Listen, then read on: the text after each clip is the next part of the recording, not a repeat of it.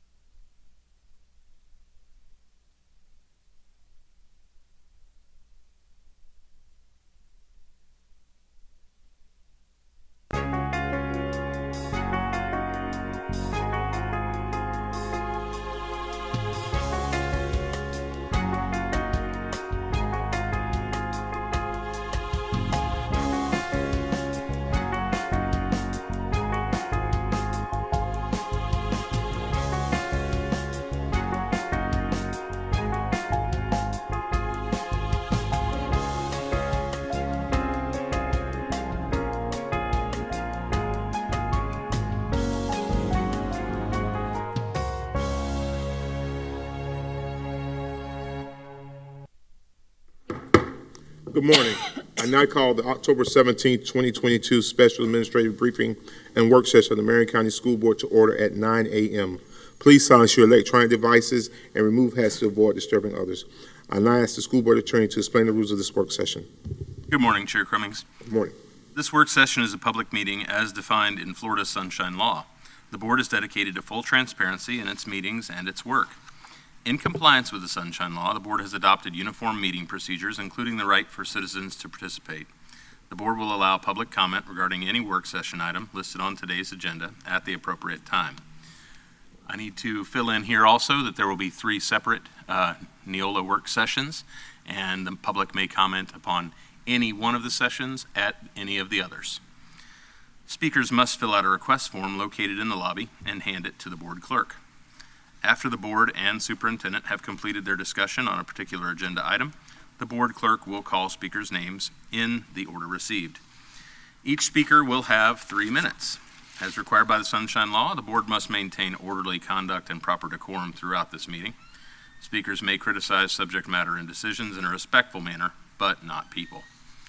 Finally, speakers must be very careful not to violate the privacy rights of others, especially students and their family members, by mentioning their names or other identifying information. Thank you for your attention to these important rules.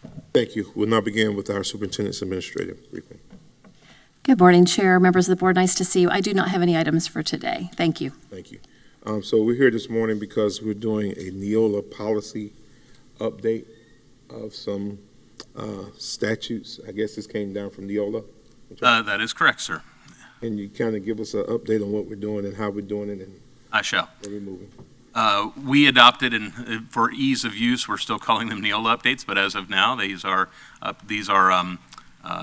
policy is the Marion County School Board policy. Periodically, Neola goes through, usually 2 to 3 times a year, and reviews all federal, state statutes and administrative code that may pertain to a particular particular policy item. Then they compile those, review them with their legal team, and they send out proposed edits. And what is being done here today is all of these policies that you're going to see here today are already adopted policy. They are in public record, and we are going to be going through each of them, and we've highlighted in red any potential proposed edits and additions that are not mine, but these were from the legal team at Neola. Each of these is to satisfy the requirement that the policies are maintained and accurate. I will indicate that there were a number of policies a number of updates that occurred while we were in the middle of completing ours. They label these as, for example, 20.1, 20.2, and you'll see at the beginning of each one of these which ones were, where the individual updates came from. Now, of course, in our process, it would have been nearly impossible to, every time there was an update, go back and start over. So this update is going to be more lengthy because it encompasses a large number of those, which we have consolidated and put into a single update. From here, usually once to twice a year, we will have a much briefer session, which will involve proposed legal updates to individual policies or a smaller number of policies.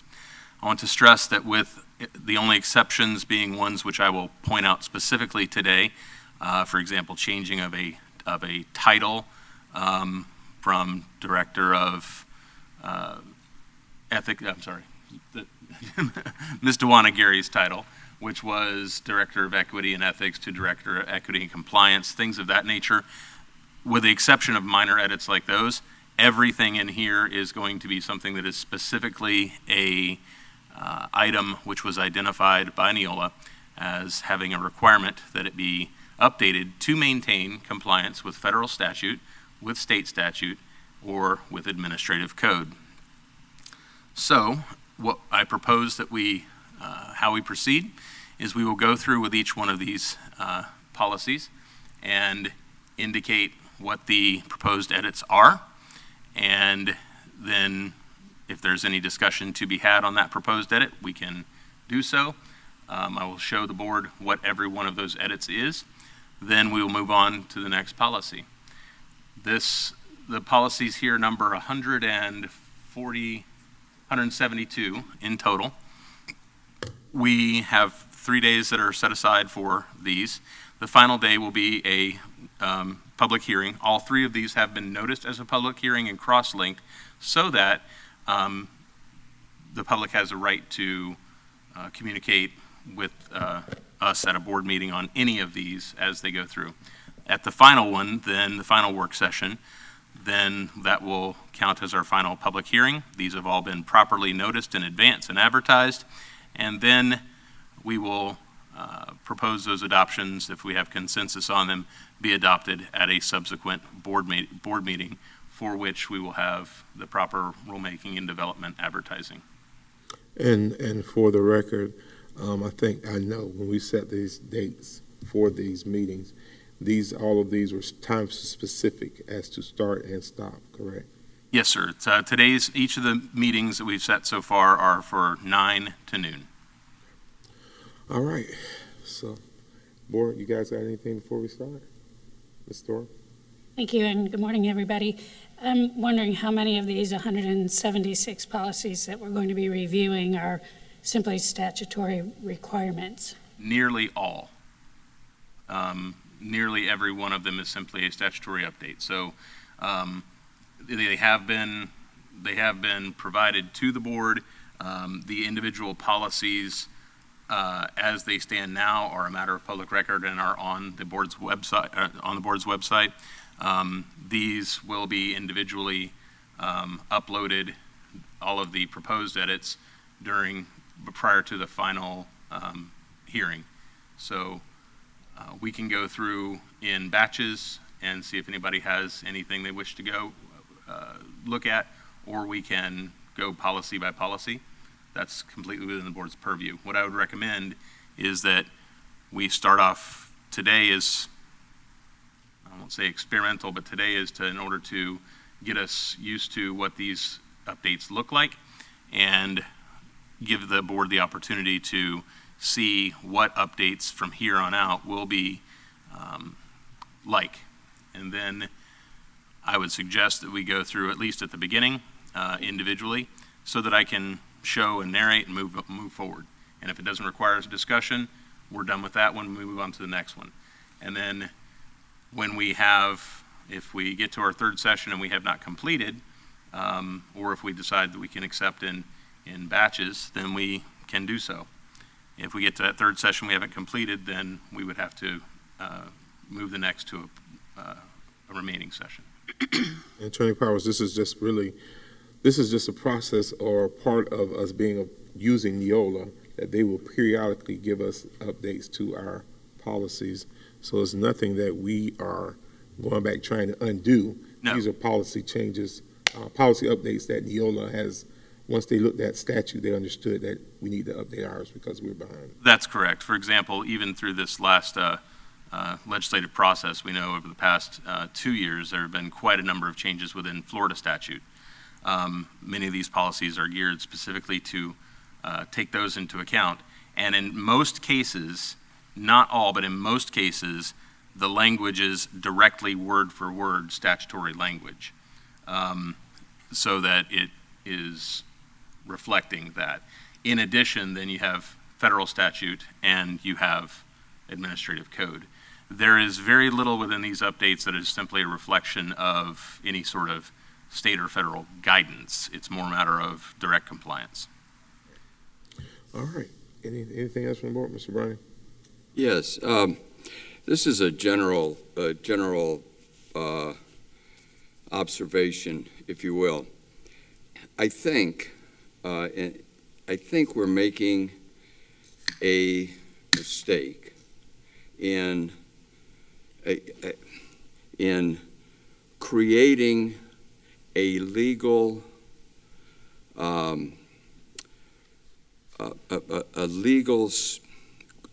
almost a virtual courtroom, if you will, when we have a policy this big. First time I saw it, I was shocked, but I went along with it in the idea of this is the board policy. The board did this.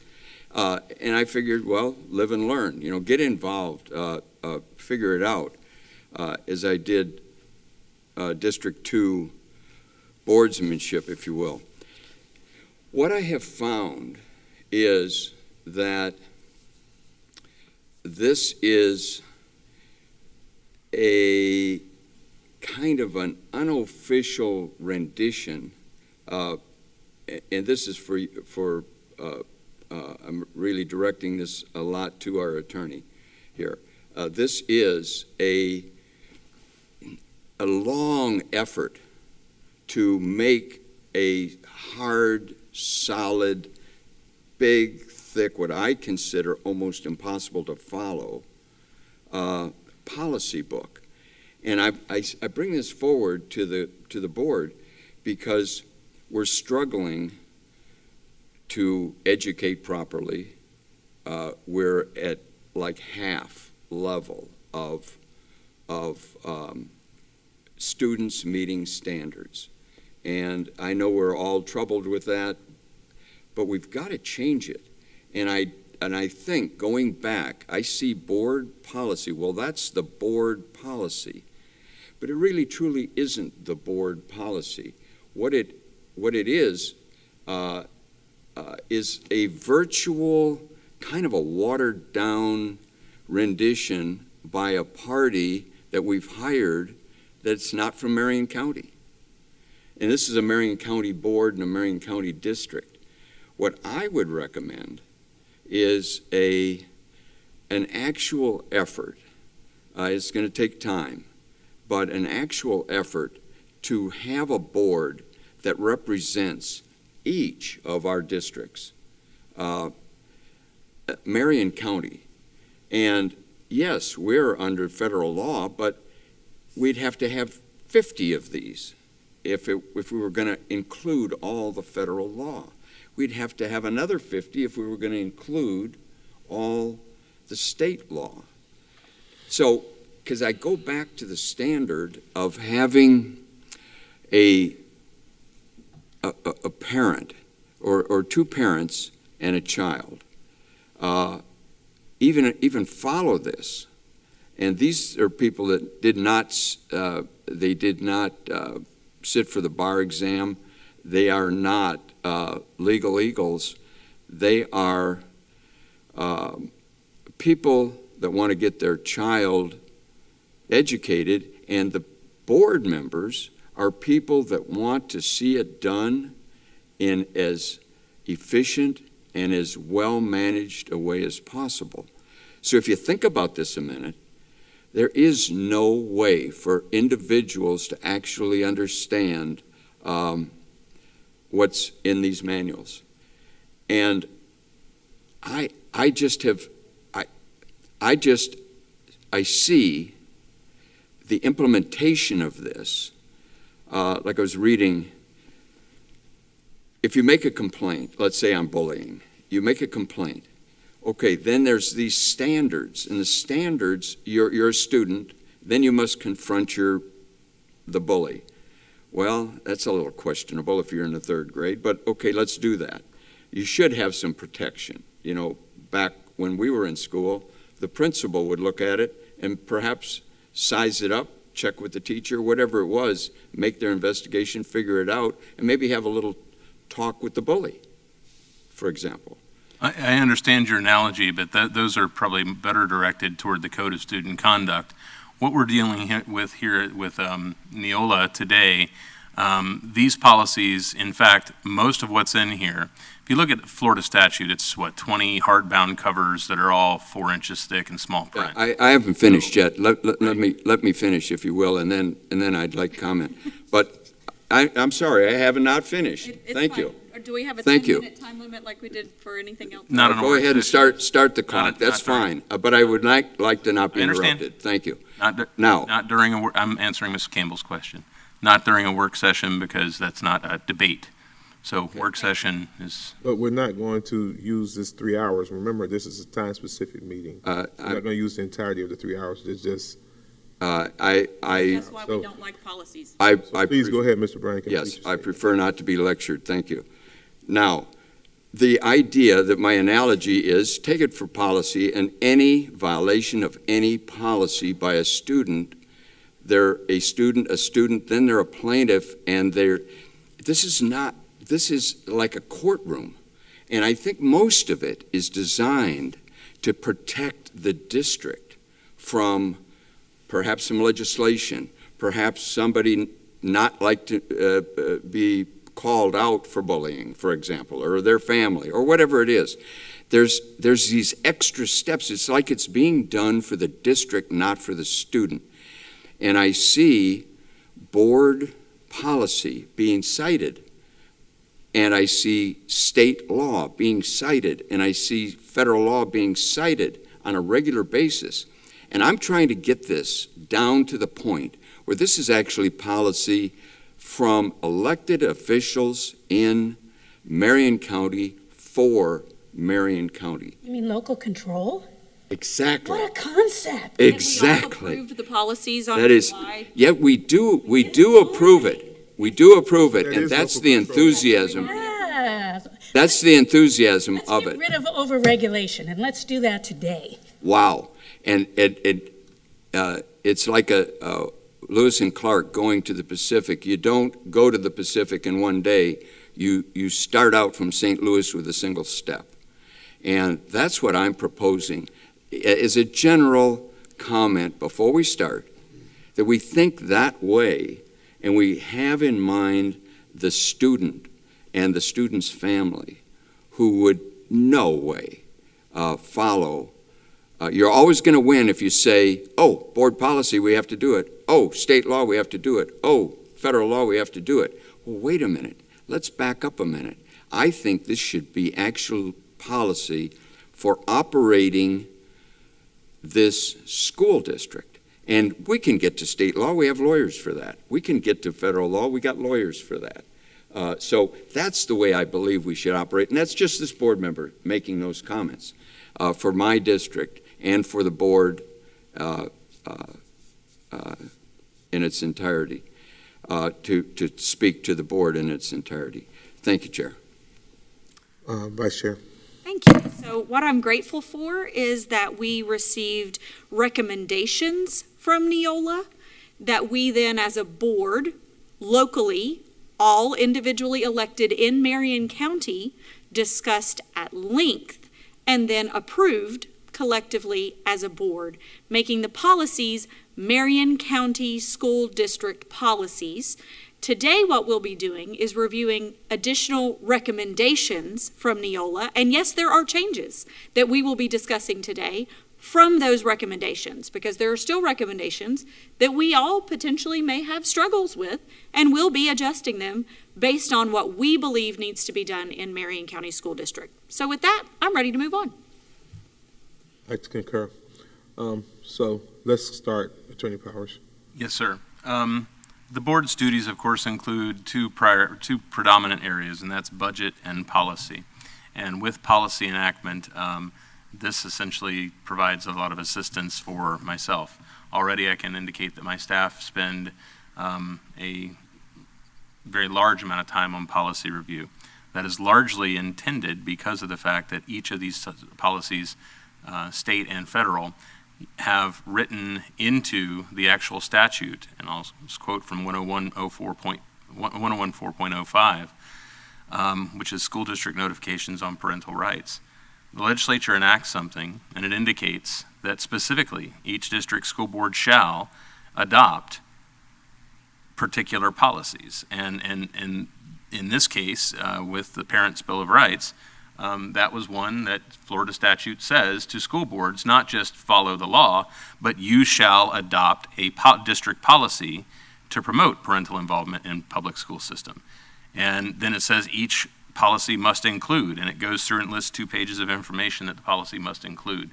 And so that's why it's certainly not a watered down effort. It is something that your legal department reviews all of these edits. In fact, all of the individual pieces that we looked at for multiple updates, we spent the time putting those together, reviewing them, and comparing them.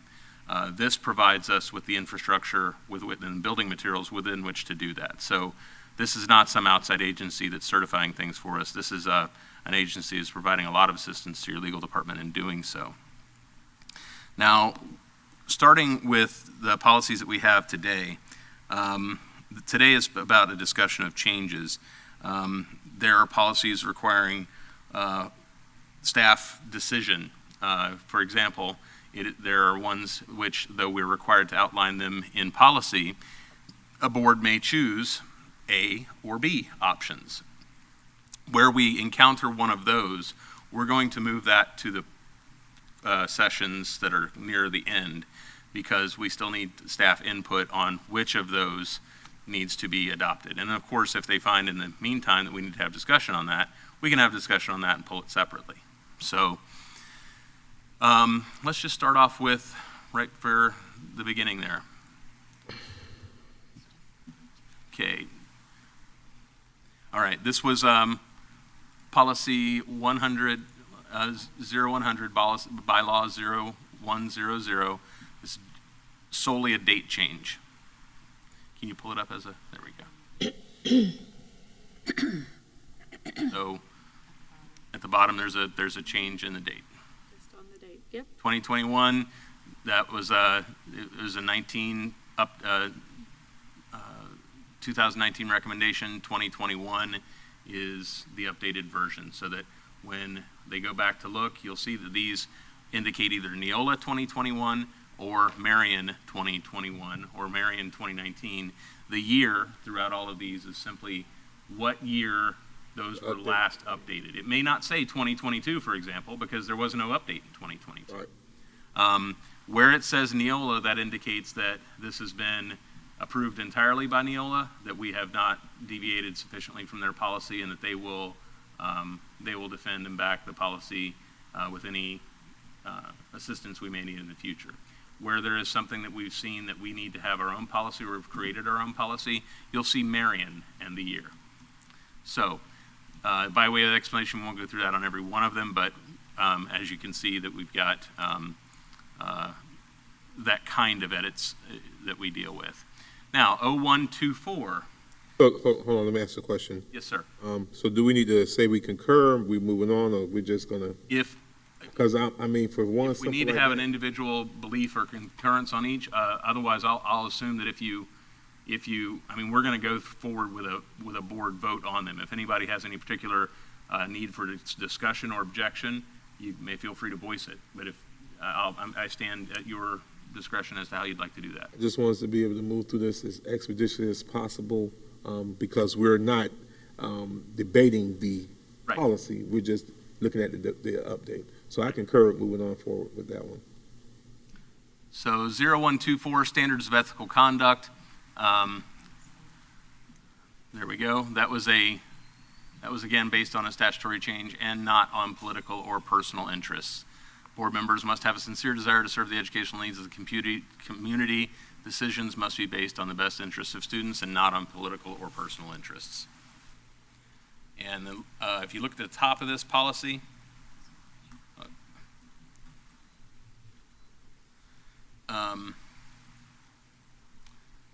you will see on every one of these, just so you know how to read these when you Right. see them, PO 10124, thought I had my, there we go. It's not going to show on the screen. PO 124, volume 19, number 2, and then volume 21/1 update. So that shows you we completed and we had adopted 19 version 2, and now this is 21 version 1. No other changes in that policy. Moving on to PO 131, legislative and policy making.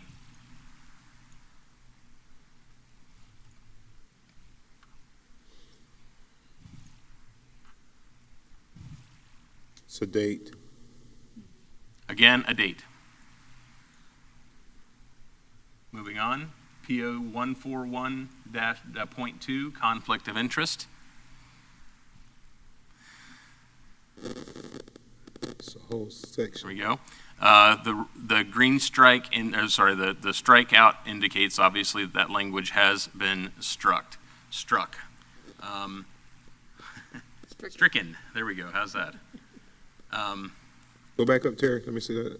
I'm trying to look at it in mine, but yours is much bigger. So I can see it a little bit better. There's ethical conduct. And that, I believe, was something that was, although Right. it was in Neola policy, it was erroneous, that line, conduct of interests. Not really erroneous, but it's not anything that speaks to improving the sentence. So by taking out that paragraph, that clarifies. It does, because The we law. have existing language in other policies which control exactly this. Gotcha.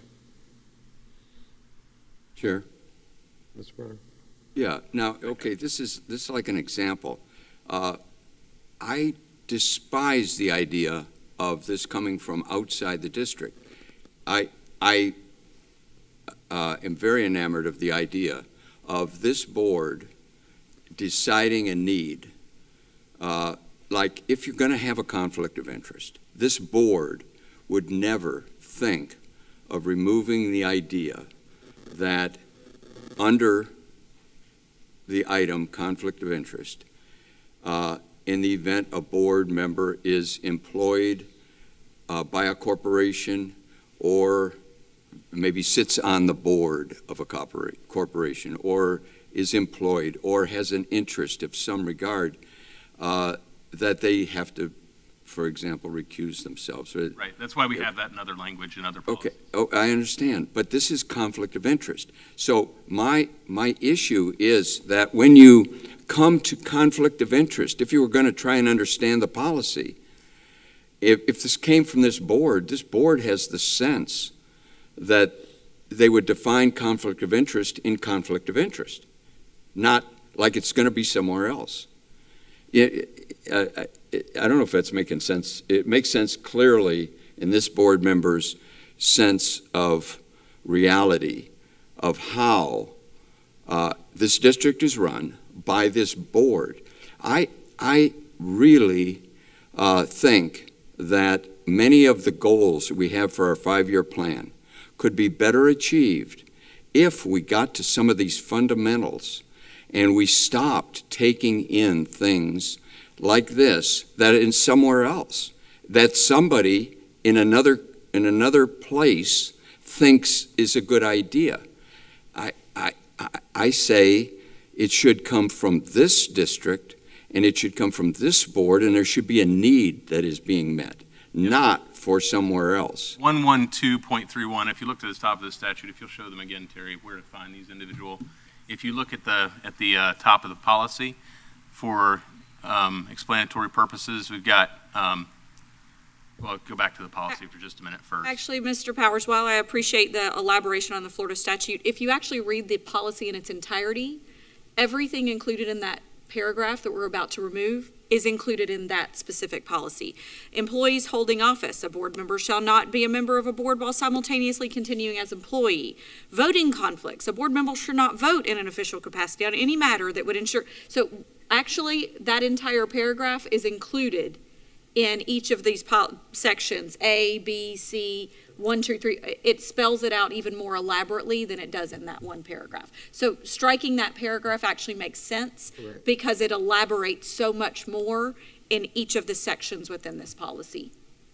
And I understand that, I get it. But to my point, that I would like it to come from this board, not from an outside agency. That's And yes, sir, that doesn't come from an outside agency. It comes from the Florida legislature, 112. No, the striking. The point is, as I said earlier, if you've got all of the statutes, if you've got all of the federal law, see, I think we make a mistake. We're setting policy here, and policy will be quoted. Well, that's the board policy.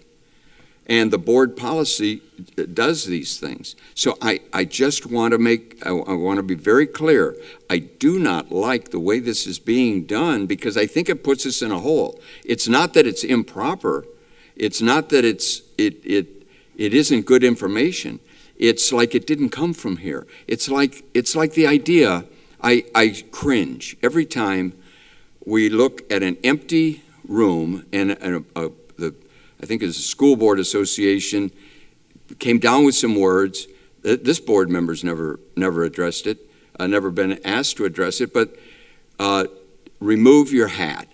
And you look out there and you think, remove your hat. Board Member Browning, Yeah. can we stick to this? Well, no, let me make my point. Let me make my point. Hold on, sir. With all due respect, all of us are here to do a specific job. Yeah. We're not setting policy. The policy has already been voted on. We did that several months ago. All we're doing is the updates to these policies based on Neola.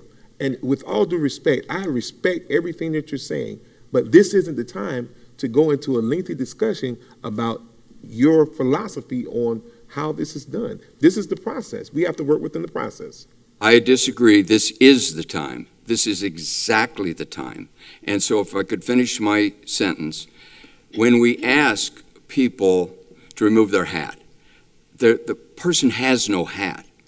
Then we say, well, wait a minute. Browning, There's no one there. What does that have to do with this meeting this morning? It's policy that comes from outside this board. We're talking about conflict of interest, sir. We're on the policy in regards to conflict of interest, and we're talking about removing or having a section of this policy stricken so that it will be in compliance with the law. Right. That's it. We're not talking about hats. We're not talking about any. We know you have issue with the script. We already know that. No. But please, sir, this isn't the time to deal with the script. This is the time to deal with this policy. I'm speaking to how policy is set. That's what I'm speaking to. Policy is already set. Sense how policy is set. And I've communicated it. Thank you. It's done.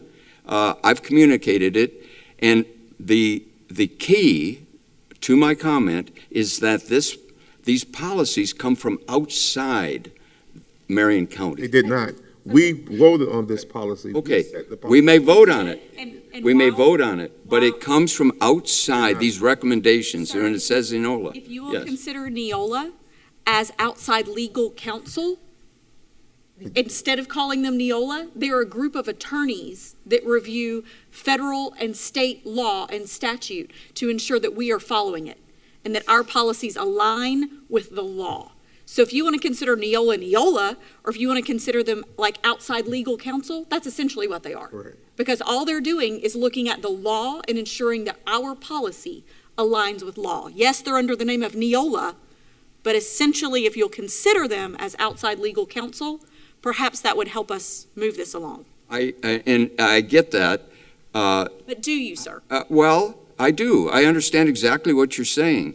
And I'm saying that board policy should be set, and it first there's a requirement for the policy. What I'm trying to do is get this down to an understandable level so that an 8th grader, a 3rd grader, a principal, a senior whose lives will be affected by this, and when it's quoted as board policy, that it came from the board, not approved by the board from, say, a school board association or from an Neola. For the record, the School Board Association, because you keep throwing it out there, did not dictate anything to us in regard to our policy. Neola is not a school board organization. It is not anything of the such. Well, all the policies that were voted on, that we went through one by one, came from this board. This board voted on it. Attorney Powers, was in June that we voted? July 12th. This board voted on it, so each board member was responsible for doing their due diligence and going through each one of those policies. And if you did not want to vote on it, you could have abstained from voting on it or voted nay. But we voted, so this is our policy. This is not anyone else's policy but the Marion County School Boards. It does become our policy. And what I'm saying is that we learn, I have learned, as I've watched this procedure, the way this thing grows to what I call an obscene size. It is so big that it is really the implementation of it is arbitrary and subjective, and I think the whole big 6-inch thick binder and the code of ethics should be shredded and redone according to this board. And I'll be off the board soon, but I believe that going forward, it would really be instructive to have these things not be a virtual repetition of federal and state. We obey federal, we obey state, and then we are elected for this location, Marion County. And then we build to a specific need. That's it for me. We have a specific need, and then we develop a policy for that need. And there are core policies, but the way the superintendent runs the district is the policy should be an inch thick at the most, and it should be very understandable by every high schooler for sure, and every parent for sure, and every board member for sure, and not just quoted as being policy. I know that's a broad statement. I'm just putting it out there for everybody's consideration. There's nothing that says I'm right. It's my opinion. If I may, all proposed edits, this was an opportunity for me to provide you with some examples of the kind of edits you'll see and what we're doing here today to be able to speak directly to the board publicly about this. All of these will be uploaded and online for our next Neola work session and for the 3rd as well. What I would suggest at this point, now that I've had an opportunity to indicate what it is that these are going to be, the kinds of edits, and each board member has now been provided with the documents that indicate what the edits may be. At the next session, those will be provided as well. All of these individual updates will be provided for public review as well. And then for our 3rd one, again, for public review. And that's the entire manual of all of these policy revisions. These edits or these updates will be provided for the public to have comment on or discuss. What I would suggest now is that, having started that process, as to 0000 bylaws, for that section encompassing policies 0100, 0124, 0131, 0141.2, 0144, 0147.1, 0161, 0164, 0165, 0165.1, 0165.3, 0166, and 66.1, and 0172, as advertised previously. Does any board member have any discussion as to any particular question or anything with those individual statutes? One minor change to 0166.1. 0166.1. 6.1, it's page 28 of the document or page 35 of the PDF. And that is as to the word work session, Workshops. as to the work session, right? In the changing of the name of it from work session to workshop, we just need to ensure that the last sentence in green now also says workshop instead of work sessions. Is this 0161? 0166.1. It's page 35 of the PDF or See 20. it work session. Yes. And this is one that, yes, that's correct. I see exactly what you're indicating there. The superintendent or their designee shall take minutes of all matters discussed during workshops to be read and approved at the next regular or special meeting. And this fixes the problem that statute actually calls things a workshop. We have typically called them a work session. That used to be what they were generally and broadly called.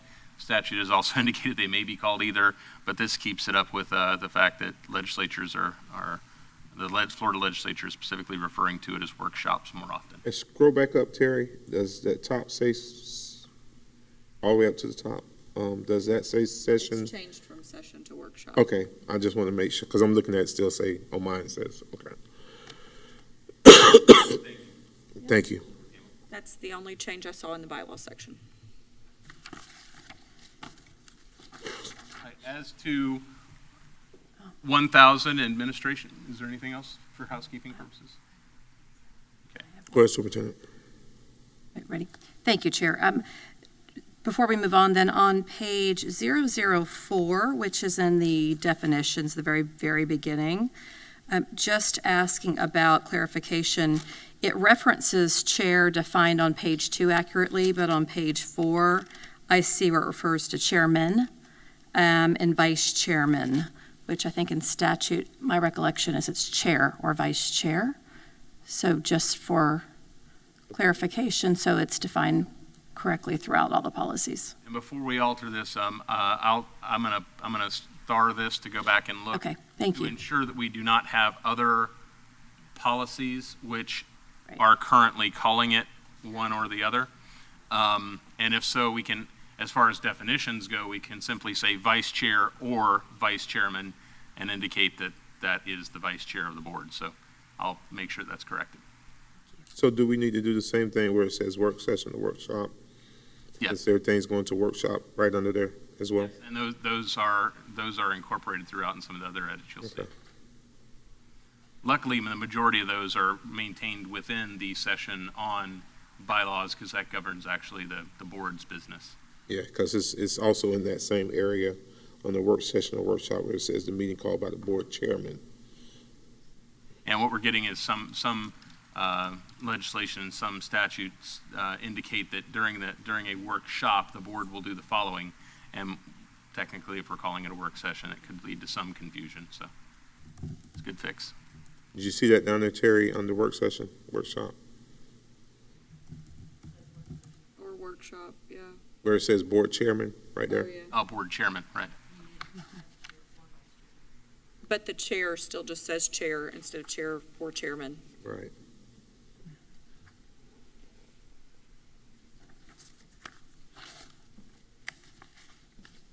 Yeah, if you, Yeah, and it says C bylaw 0163.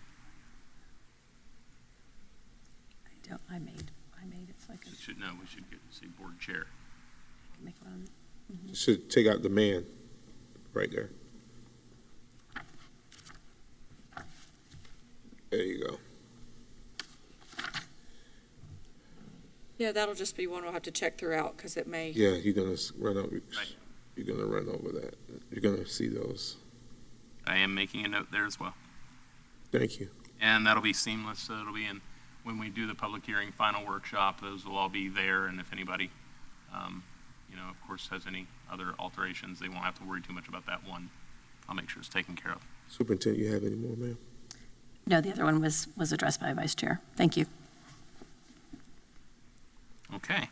As to the 1,000 administrations section,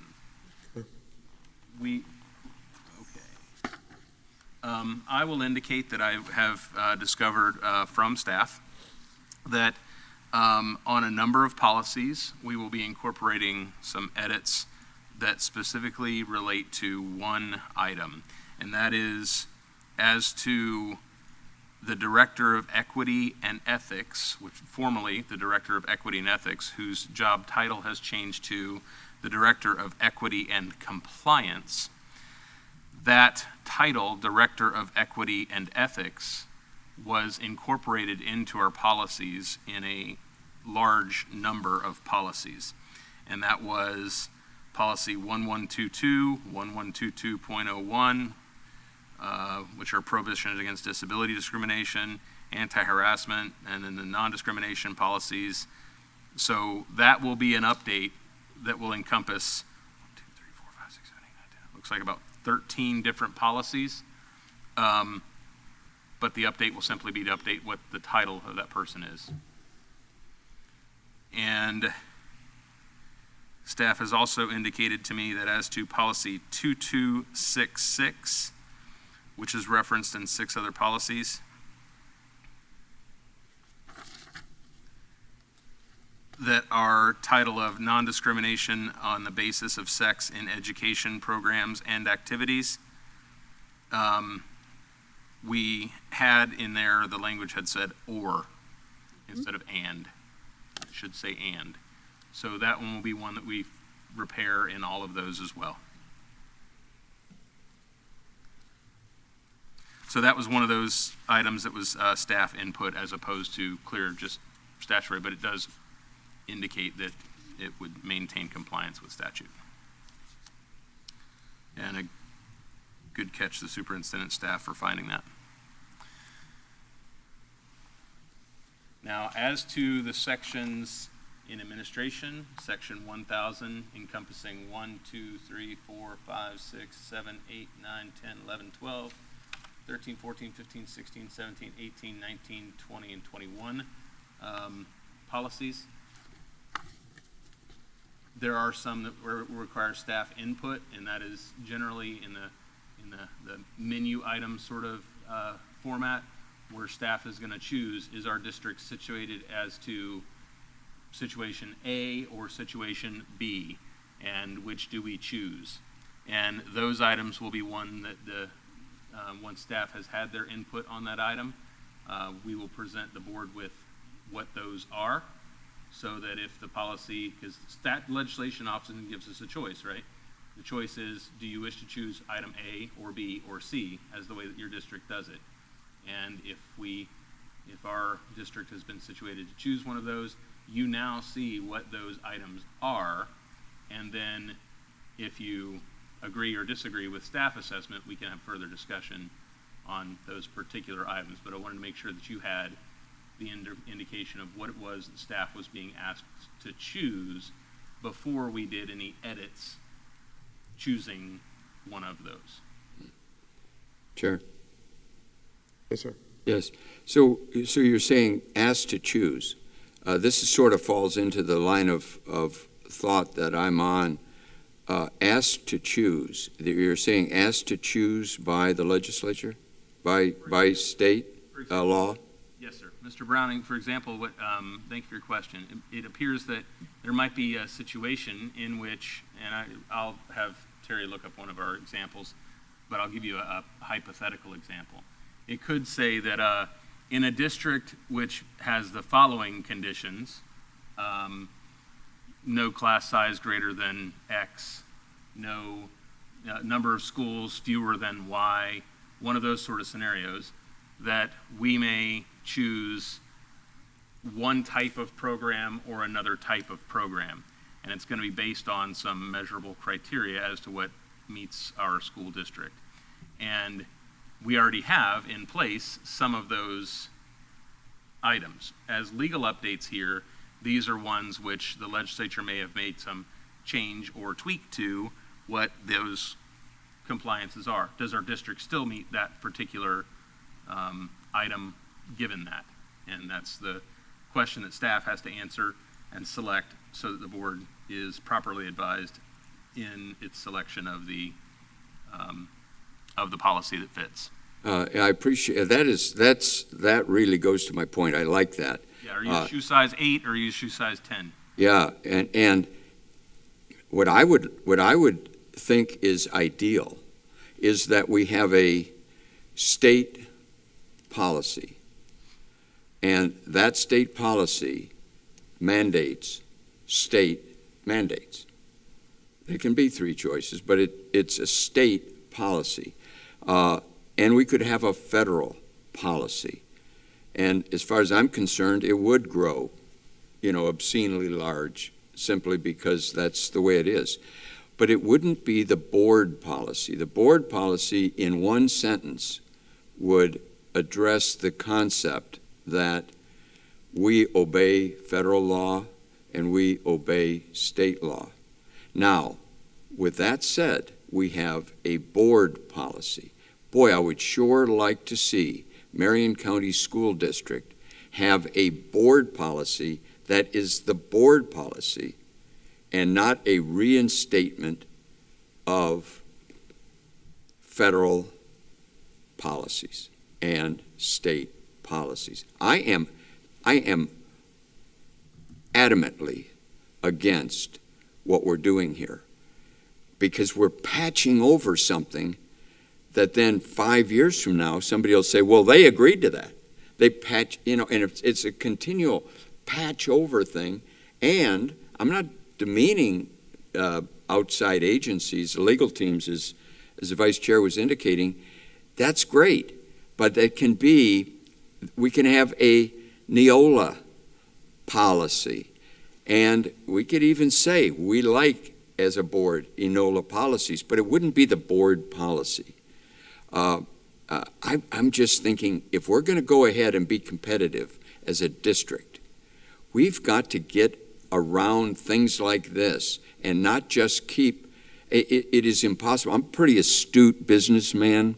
If this was brought to me in a board that I'm on out in the civilian world, I would say, you got to be kidding.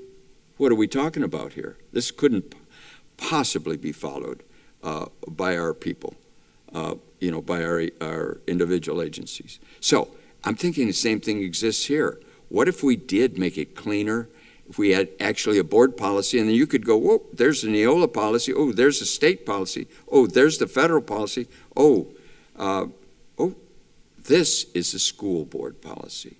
And maybe we do grow it big, but we could also make it understandable to a senior in high school who must follow it. Well, and I agree with the sentiment that when someone goes and a 16-year-old gets their driver's license, if they were to look at the reference of traffic code in this state, it would be overwhelming. But it recognizes that other than just when to take a left-hand turn and right-hand turn and when to stop and go, there's a whole lot of other individual items that can come up. Also, specifically, one of the things that would be best to consider here is that where the legislature writes into its statute and the governor signs off on it, that the board shall adopt a policy which contains the following. At that point, we do not have an option as to compliance. Right. And that can be a state policy, that we can adopt the state mandate. And that's what it is. That's what we do within our policy. But see, we need to have it separate, I believe. I cannot vote for this. I cannot support it.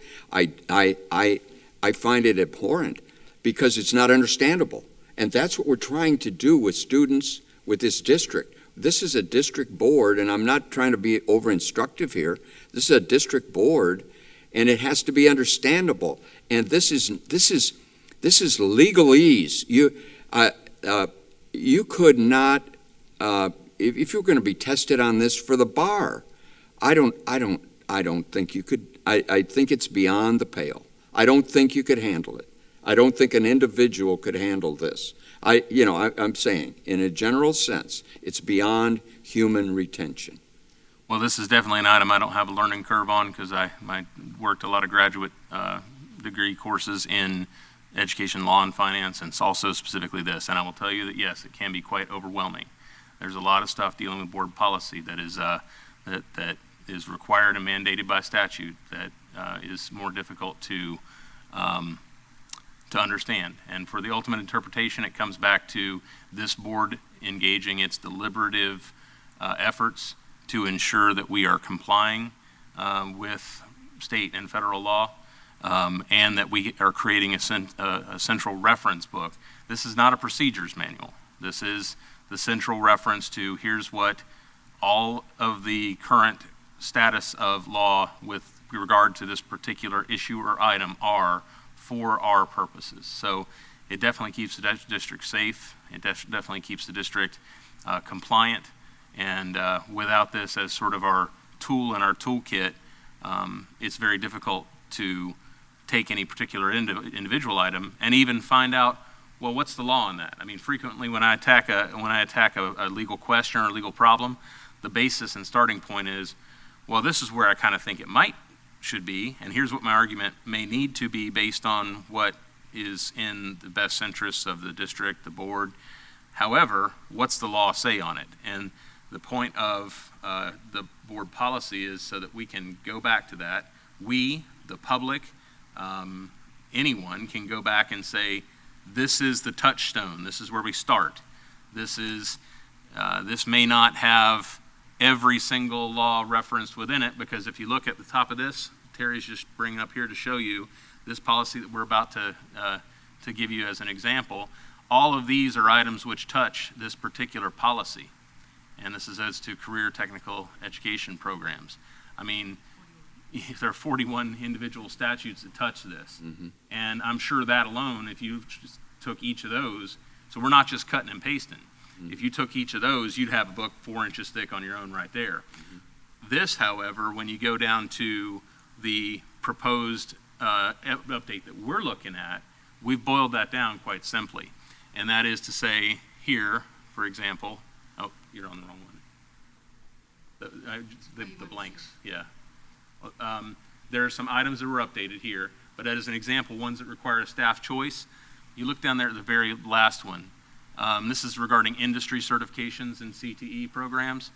Collection of and accounting for expenditure of block tuition and other fees for career centers. Now, we're required to do this, but it's asking us to put in information that's unique to our district. Like, for example, the standard tuition of blank per contact hour for whatever dollar amount that is for residents and non-residents, and the out-of-state fee shall be blank per contact hour. So that's something that there's a calculation that is an entire other list that an agency controls and tells us what we have to do and what we have to list in board. And I get that, and I love your explanation. I just say that needs to be over here in a state policy manual that's adopted and approved by us, for example. And then if you want to go to it, great. But otherwise, you have the same thing with the federal. I'm just saying, this is a workshop, and I'm getting these ideas out here. I think we could do such a marvelous job that it's impossible for a human to handle this, even with a legal degree. That you've got to, like you say, have an opinion, then go back in and spend legal time. Well, a high school kid is not going to be able to do that. A family member is not going to be able to do that, yet they're held to it. So what if we had a policy that said, if it's state mandated, go to the state policy, and we've looked at it, maybe we agree or we don't agree. I'm just saying this would be a structure that might work, and it might help us get to our 5-year goal. We're now failing. And so we've got half. It would be, if it was Ford Motor Company, half of the cars don't run. So wait a minute. They don't meet the standard. So wait a minute. Let's dig into this thing a little bit whether Browning is correct or not, or some version of Board Member King or somebody, but we've got to get, this is not workable. I would shred this as in its entirety, shred it. I would pull out a copy first and maybe use it to coach myself as I went along recommending, but I would shred it right off the bat because it is harming students, principals, any human being that tries to implement it. They're harmed. And it's more built for the legal interest, for the legal team, for the Neola team. That's a company that does stuff. And I get it. I love the people. I love what they're doing in a general sense, but not for board policy. I mean, that may sound counterintuitive, but not for this board's policy. Must be, I'm just going to say there ought to be the legislature should put a 1-inch thick mandate, state law on board policy. Just shut up. Anything beyond that is not humanly comprehensible. And come on, guys, gals, let's do this thing correctly because we're trying to educate students. I know. It's like it's humorous, but this is not humorous to me. This is critically important. Critically important. Browning, I think what we as a board should take note of, I believe if I were to sum up what Mr. Browning's strongest concerns are, it's that our policy manual is 6 inches thick, and honestly, it could be reduced down. Part of what we have done, and the decision was made prior to most of us being here, was that each of these policies that cross-references each other is all separated out. We have administration policies, and then we have instructional policies, and then we have non-instructional policies, and we have student policies. And most all of those have cross-references where they all say essentially the same thing except for maybe one sentence addressing students, or one sentence addressing teachers specifically, or one sentence specifically addressing administrators. And once we get our policies completely up to date and completely up to legal muster, which they have not been in eons until July 12th, 2022, once we get them completely up to legal muster and everything aligns with not only federal but state law as indicated by law that says boards have to have said policies, which is why we have them, not just that we can say we abide by state law. We can't have a policy that just says that simply because the state law changes year after year. And a policy may actually have to change because the state law has then changed. And so if we just say we abide by state law, then our policy may be inaccurate because the law probably changed. Thus, the Parents' Bill of Rights is a wonderful example of that. Nevertheless, duly noted that Board Member Browning, in my opinion, based on everything he said today, believes that we should collapse our policies into not having them separated by class of employee and or student family. We should collapse them and not have them cross-referenced any longer. I think that really would solve most of this on his concerns of having 1 inch versus 6 inch, because it certainly would make it a much smaller policy manual and still abide by the law. So I'm ready to move on. In this particular policy that you do have pulled up here, Terry, I don't know if you want to address it right now, but this one is one that I did have noted that because there hasn't been a revision to the language, they have included that boilerplate language that says including sexual orientation, transgender, which we as a board have decided that is not the language we want used. That's at the top of this particular. So I don't know if while you have it pulled up, if we want to just address that. I think it's at the. Absolutely. We'll make the alteration. Right there it is. Because it does then keep in line with the other 12 policies that the board had previously decided. Right. So that one section will need to be adjusted. So, and I don't remember the exact language that we use there. We'll make just make a note of that. Yeah. 24, 21. Okay. Chair. Mr. Marion, go ahead. Yes. Now, in all due respect, I spoke very clearly, and I referenced the size of the manual. That was one small part. I do not tolerate, nor do I allow, nor do I give permission to you, for the board chair or vice chair to summarize what I have to say.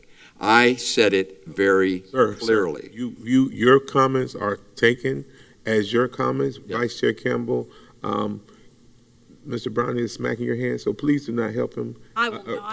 Please, let's. No, I'm not smacking let's any hands. Let's I'm respect, saying- let's respect Mr. Browning's comments, Sir. because they are his. Sir. And I have not, I promise you, I won't summarize any of your comments. Yes, thank you. Promise you that. Yes, thank you. And I don't need anyone to summarize my comments and to evaluate them and to interpret them.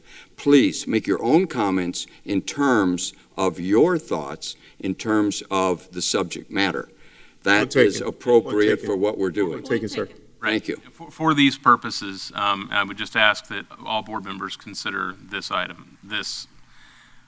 For the purposes of a work session or workshop, not a board meeting where we're voting and there's debate. I would appreciate, as your legal representative, that each of you understand any comments that the other makes. And if that requires that one of you summarize the other, that's not out of bounds within a work Not session. summarize, but you can ask questions. And I'm interrupting you, but you're referring to my comment. You may ask me questions. You may ask me to clarify, but I do not need my comments to be summarized, nor evaluated, nor critiqued. That is not something in the purview of anyone sitting at this table. So you may do as you just indicated. You may have your own comments, and you may ask for clarification. I get that, but we've had comment that we're agreeing to this. I am not agreeing to this. I am adamantly not agreeing.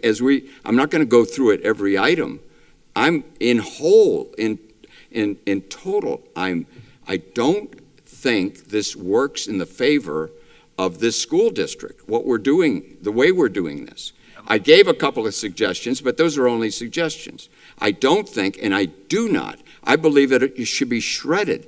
I believe that if I was running Neola, I would completely revise my approach to it to make my clients more whole. Well, and let me ask you, for all of the board members, Neola has provided us with, and each of you had update information, had information, and the opportunity to address any of those concerns as to policy, as we're trying to get old policies brought up to date and bring them into compliance. Those were adopted on July 12th. That's the policy you own right now.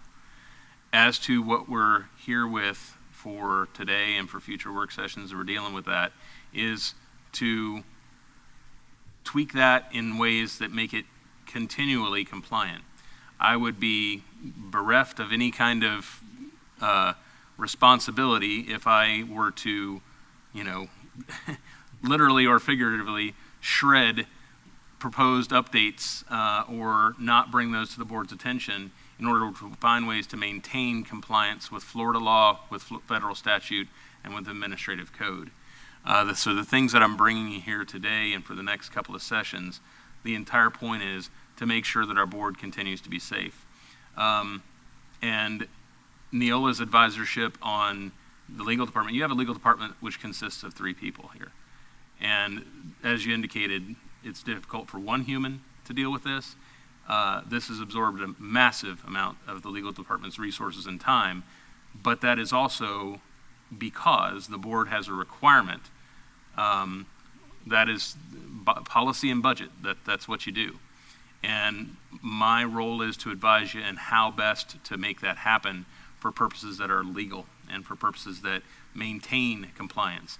Because if you don't maintain compliance, you spend a lot of time trying to chase down the problems that are going to occur if you don't have compliance. Now, I'm not on the enactment side of it.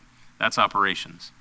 I don't figure out exactly how these things are going to be put into operation. You have a very talented superintendent and staff to do exactly that.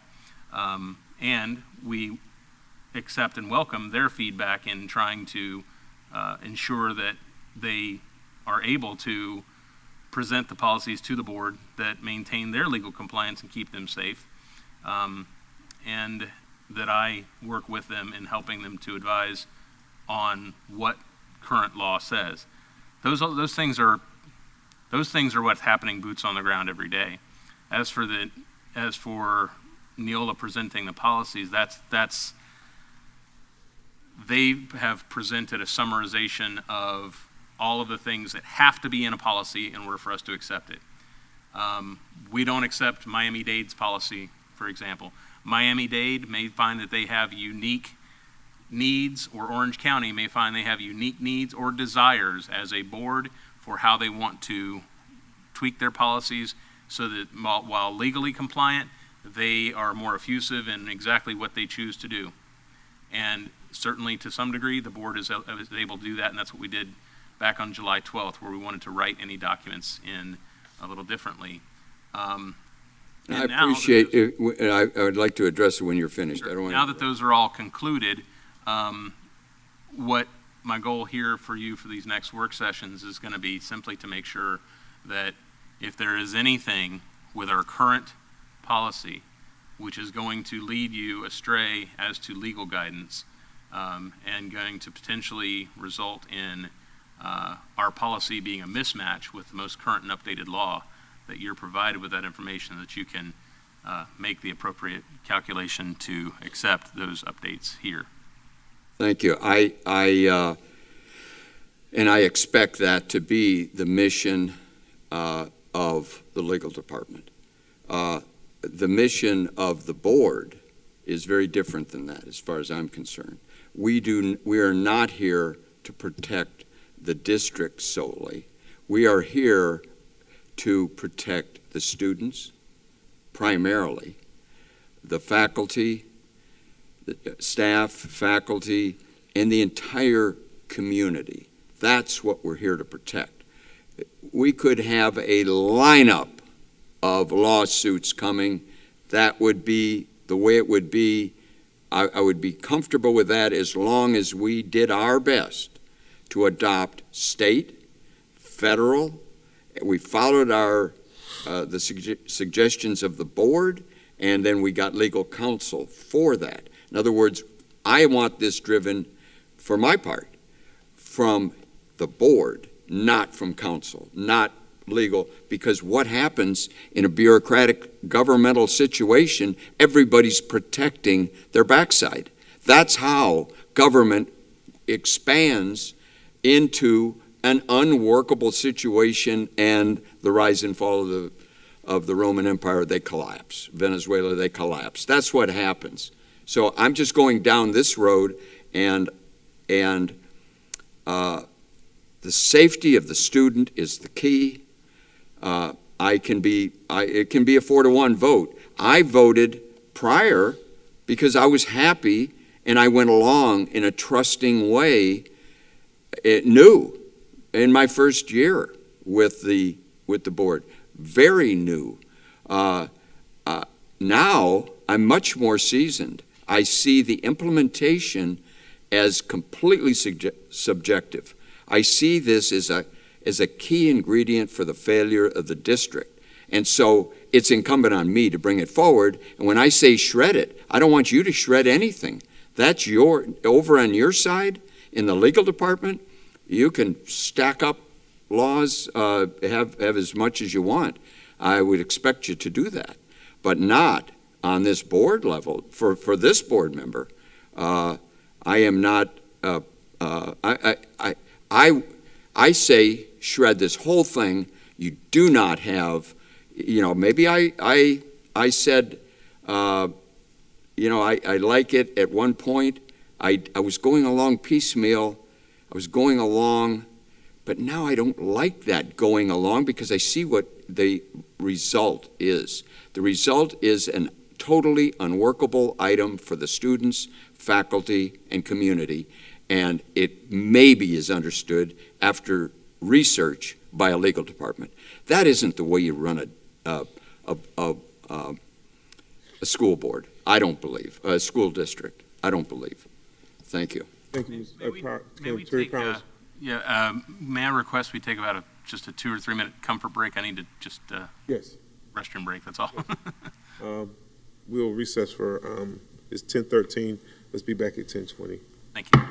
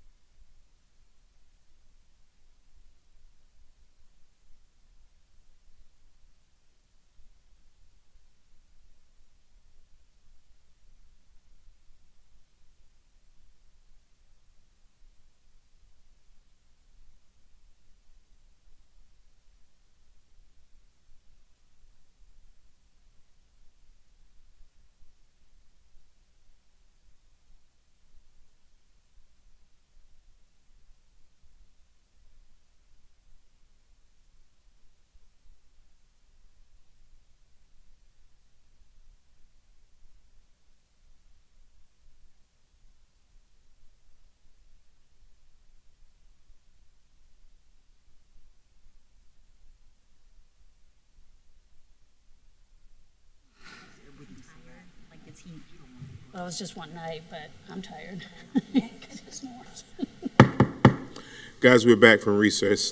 We apologize to those who may be watching us virtually. We had some technical difficulties, so please forgive us in being 8 minutes late. Attorney Powers, we continue this, there's only a few more that I have issues with or questions about. For instance, it would be policy 1122. Yes, sir. If I may, before you begin, we have, I mentioned a little bit earlier that there were changes on items that involved the change from the Director of Equity and Ethics to Director of Equity and Compliance. That's Ms. Gary. She is also currently reviewing, because the board language that we had in our, that we had agreed to prior in a number of these policies were items we needed to go back and correct for the updates. In other words, we don't want the updates to go back and undo any of the things that we had decided with those 12 policies that we had specific links to. So I just wanted to read into the record what policies those are, at least as it pertains today. We can only really get through about the 1000s today before we need to step back and look for other staff input on the remainder. But as to policy 1122, non-discrimination and equal employment opportunity, 1122.01, prohibition against disability discrimination in employment, and 1362, anti-harassment. Those are all policies which are currently undergoing some staff review. So I would suggest that those might be ones that for a full detail, not to dissuade you from talking about them today, but for full detailed analysis of what's going to be there, I can tell you that these are not going to be their final form, because these revert some prior edits that we made for a purpose. So with you saying that, I'll withdraw at this time, because 1122, non-discrimination and equal employment opportunity, that was the one that I had. Yes, so sir. If you said they're still working on it, we'll wait today. Finish. Yes, Thank you. And I will ask the board as to our 1000 administration, and of course also going back, as always, back to the 0000's bylaws. If any board member has any particular item that they wish to discuss or any particular language they wish to know more about, I do have a list from Neola as to what the reasoning on some of these are, as to why the specific updates. So if there's anything that you wish to discuss further on any particular policy, that would now be the time that I can kind of introduce you to what it is that the edits are made for. Yes, sir.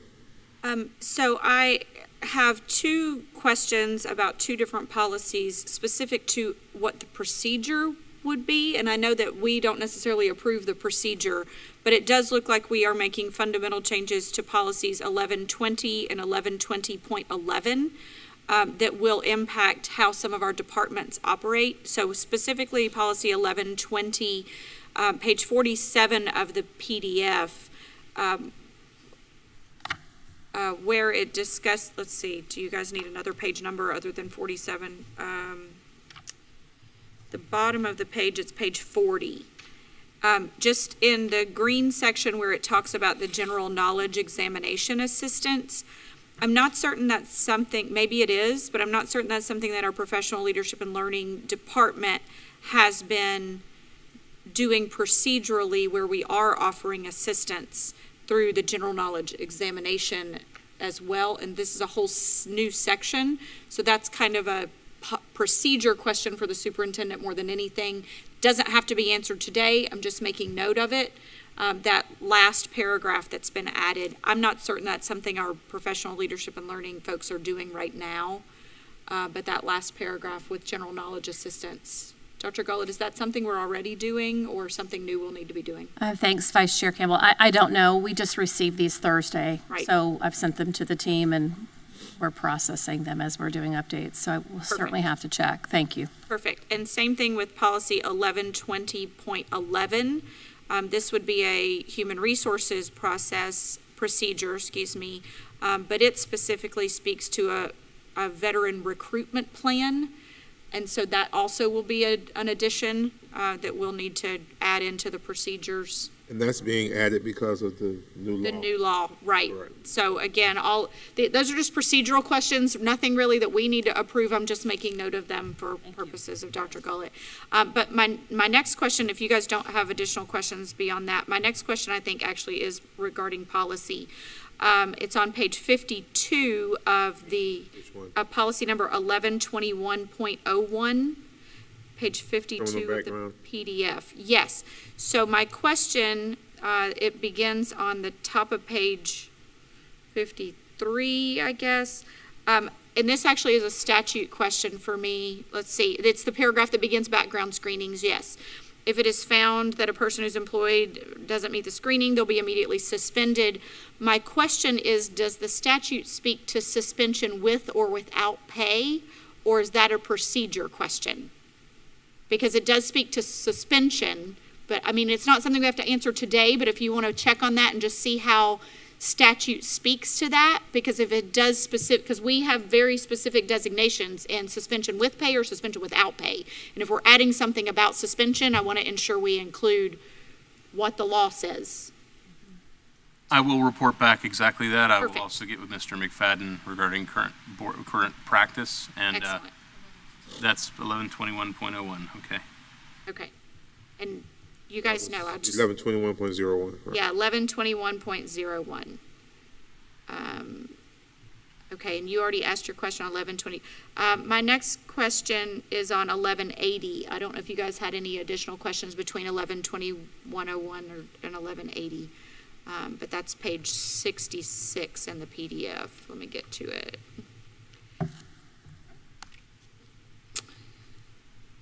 I'm not flipping pages, so it's a little more difficult to get through. Okay, this policy itself has some pretty fundamental changes. This one is specific to records and reports.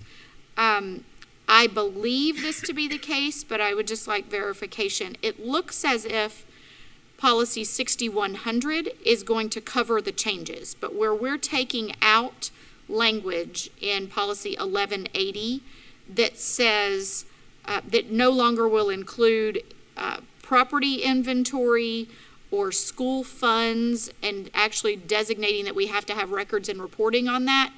I believe there's another policy that's going to cover it, but just in that section at the top, we're specifically taking out such records shall include student attendance, property inventory, personnel, school funds, and other types of information.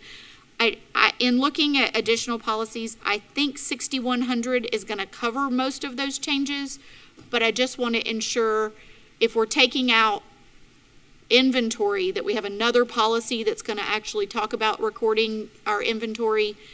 Same thing with school district funds. So something else that's going to be a check and balance on that. Right. Correct. Because there's some fundamental changes to that if we take some of that out. There's just a lot lumped into that. So that was my question. It's going to take some cross-reference. It looks like most of this is just talking about in regards to the parent-child Right. student versus staff. Right. Instead of Staff personnel or personnel. property inventory. So I think there'll be additional policies that do cross-reference and cover us, but I just want to make sure we do have somewhere indicated that we're going to ensure we maintain proper records and reports of each of those things that are listed in that third or second sentence of that we're striking through. Does that last Well, the sentence? Does that last sentence? the second paragraph, administrators shall keep all records and reports as are required by 1001.5112 and the school board's policies and as the superintendent may deem necessary. So 1001.5112 has some specific requirements. And then in addition to that, anything else which is within statute or within board policies or the superintendent in procedures develops will all need to be put there. So So that last sentence wouldn't cover that. All reports shall be officially reviewed by the immediate supervisor. Wouldn't that be on the procedures as well? I mean, that probably is going to be a procedural thing. But if there are things specified in We need to statute spell it out. 1001.51, Records and, section 12. I'm sorry. Go ahead. No, I was just asked if there are specific things listed there that are not now included in this policy, we might want to add them back in, or just ensure we have a cross-reference. Right, and so what's required under 101.5112 is the records and reports that are kept. Such records should be kept in addition to those prescribed by the rules of the State Board of Education. Prepare forms for keeping such records as are approved by the district school board. Ensure that such reports are properly kept, and make all reports that are needed or required as follows. Forms, blanks, and reports, and it has a list of those. Such records and reports shall include any determination to require that all employees accurately keep all records and promptly make in proper form all reports required by the Education Code or by rules of the State Board of Education. Recommend the keeping of such additional records and the making of such additional reports as may be deemed necessary to provide data essential for the operation of the school system, and prepare such forms and blanks as may be required to ensure that these records and reports are properly prepared. Such records and reports shall include any determination to withhold information from a parent, information regarding the provision of any services to support the mental, physical, or emotional well-being of the parent's minor child. Any such determination must be based solely on the child's specific information, personally known to the school personnel and documented and approved by the school principal and his or her designee. Then it also goes on to reports to the department and lists some information about each of those as well. And this is under duties and responsibilities of the district school superintendent. So again, everything goes back to the superintendent is already required by law to maintain all of those policies and procedures that are listed, as well as anything else she deems necessary, and anything that is required outside by a school board policy. So I will check, in keeping with your comments, regarding the other policies, whether there is anything in addition to those things which is required by statute or the superintendent's discretion that is also required by policy for us to insert in there as well. It may be that what we choose to do is to specify an additional item or link this to the other policy so that it's, for ease of use, it's read by everyone to know what it is that they're required to have. And could you also, while you're doing that checking, make sure, because I'm looking at some of the areas that were stricken, it almost looks like we kind of took some authority away from the superintendent in this, where they were able to withhold certain things. Right, are you talking about the first paragraph or the other paragraphs? First paragraph, that's where it's stricken. The superintendent may withhold salary warrants until required reports.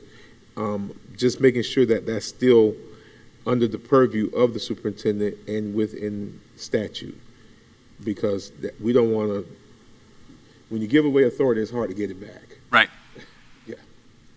And right, and I don't see that this is specifically within statute, so Right. it may be within another part of policy or statute. I'll cross-reference and find out. Go ahead, Mr. Bryan. So I have a note as Yes. to policy 1180. Thank you. Yeah. Now, this is exactly the focus of my concerns. If we can drill down, like it was just said, once given away, you can't get it back. The first thing we have to do is run a properly managed school district. And I can't tell you strongly enough, I can't voice it strongly enough, that we must think that way.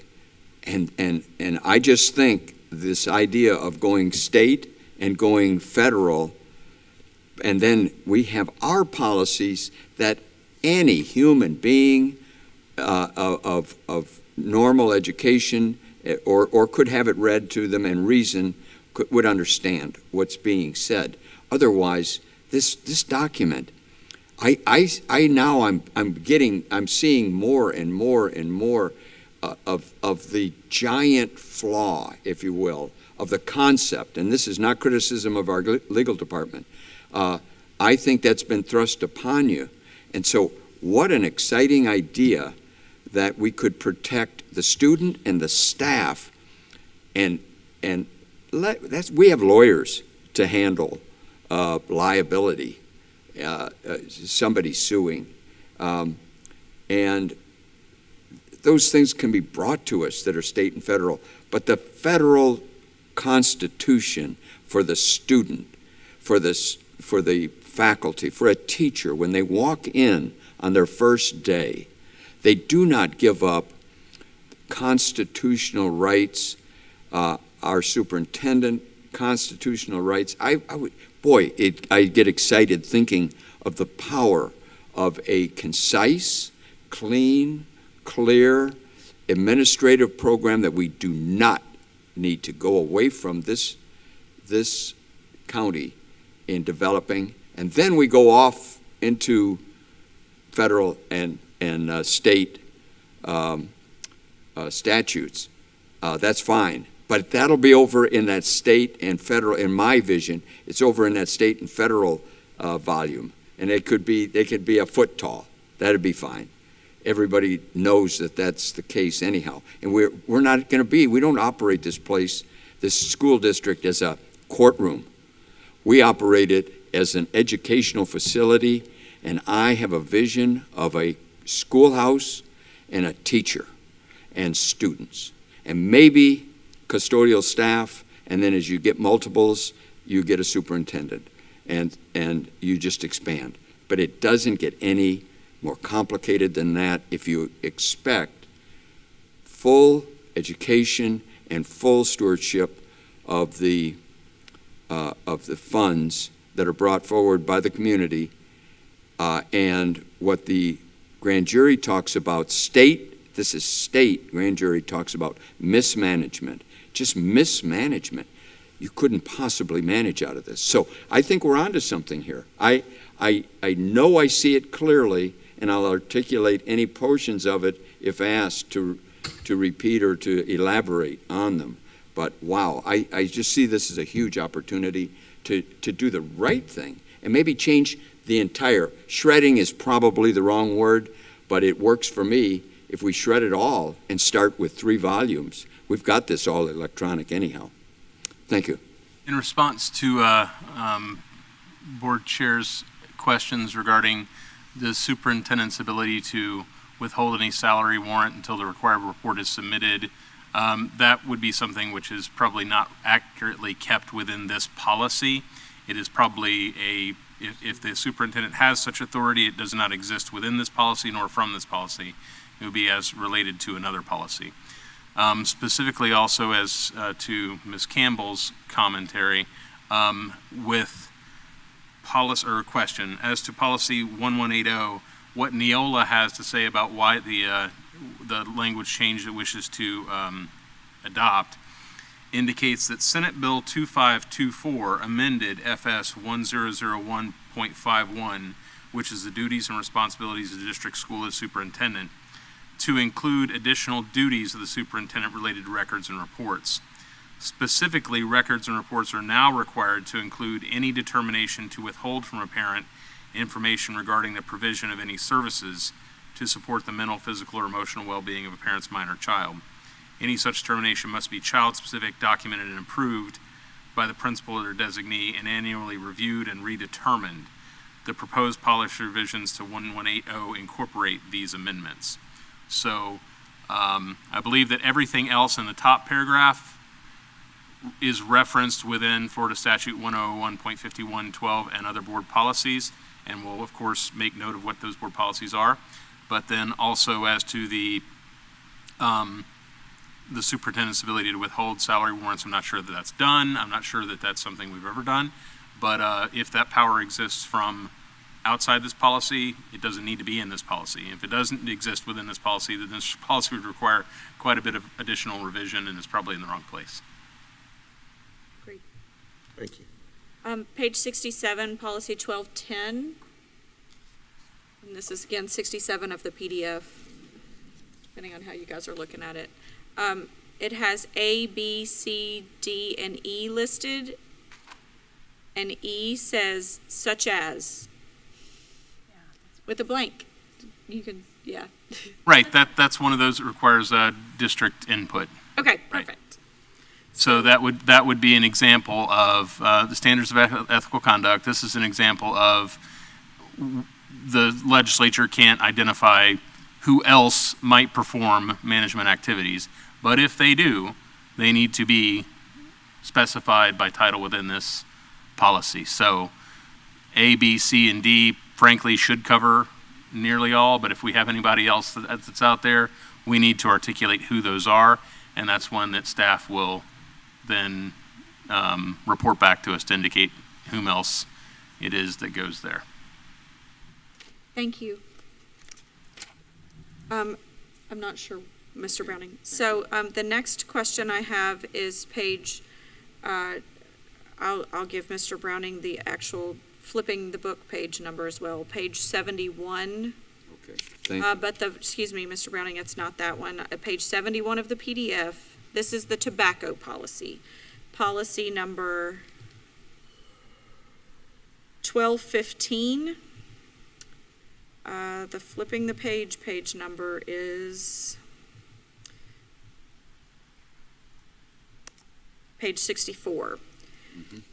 The way policy 1215 begins actually needs to be redone to mirror 3215, 4215, and then 5512. The way 1215 is written, we're missing a paragraph. So this policy 1215 begins with the board also believes.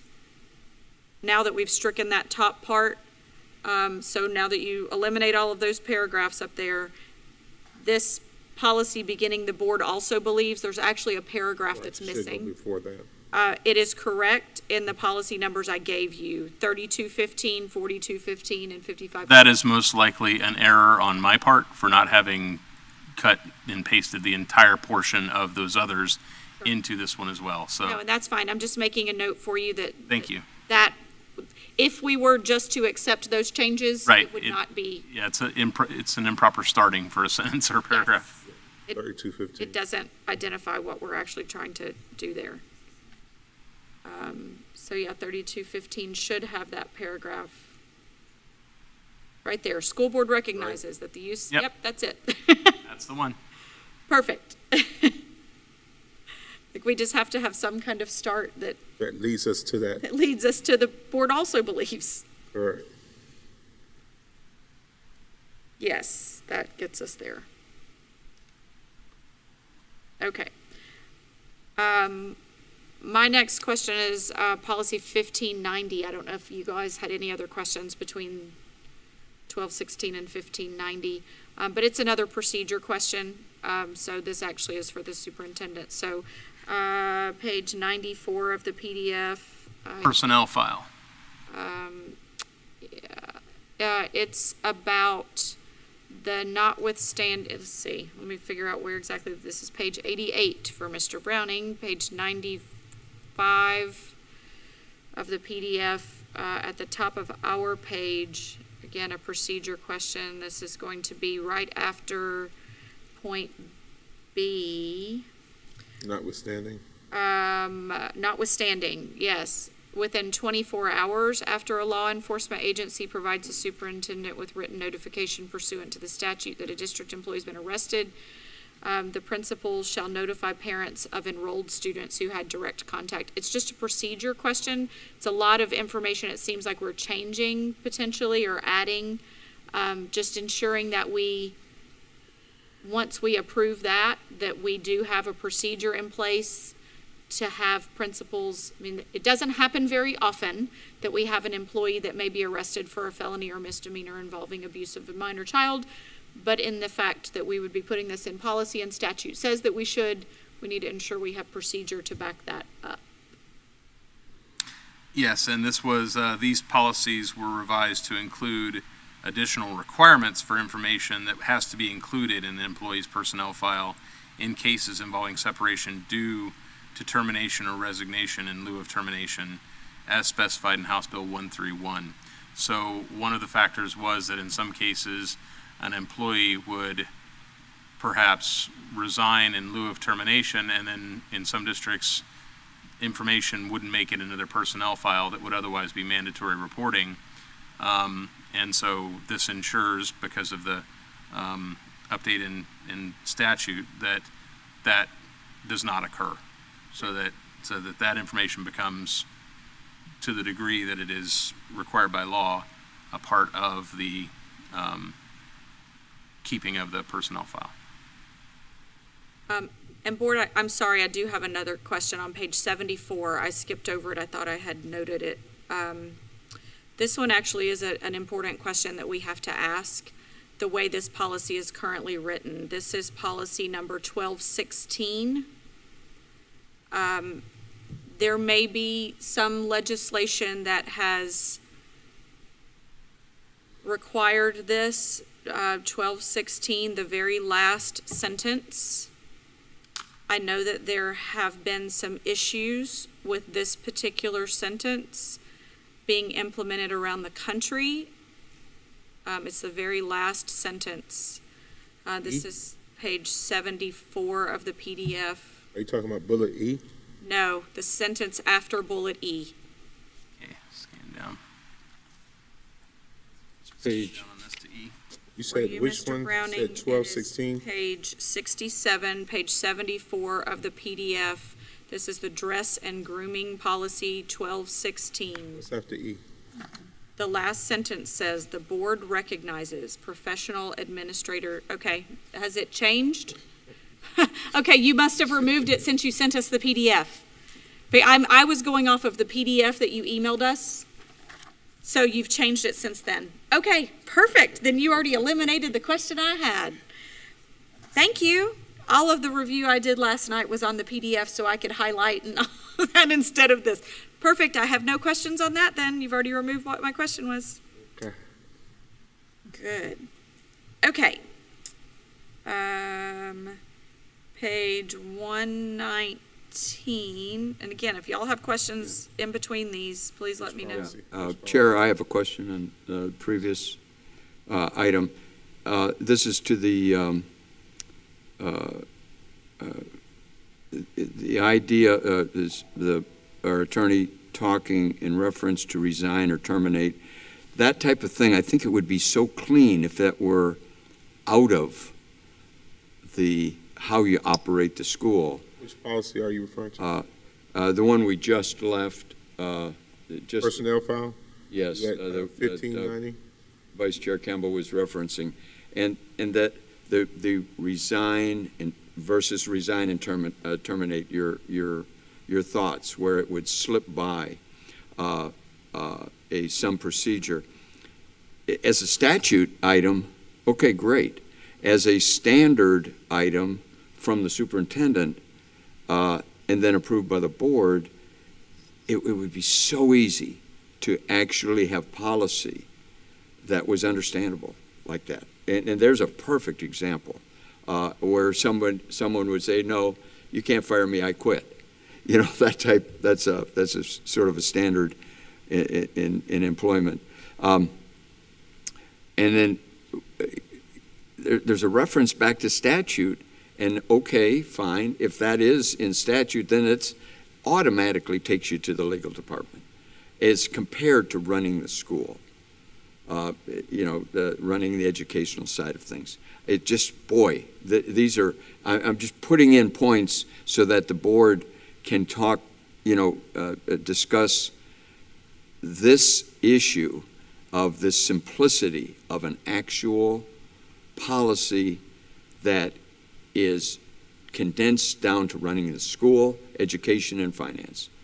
Right, and the thing is with policies, obviously the board, every policy does not, although the end goal is to produce an educational system that is working properly for all these policies and their interactions, every policy doesn't speak to students.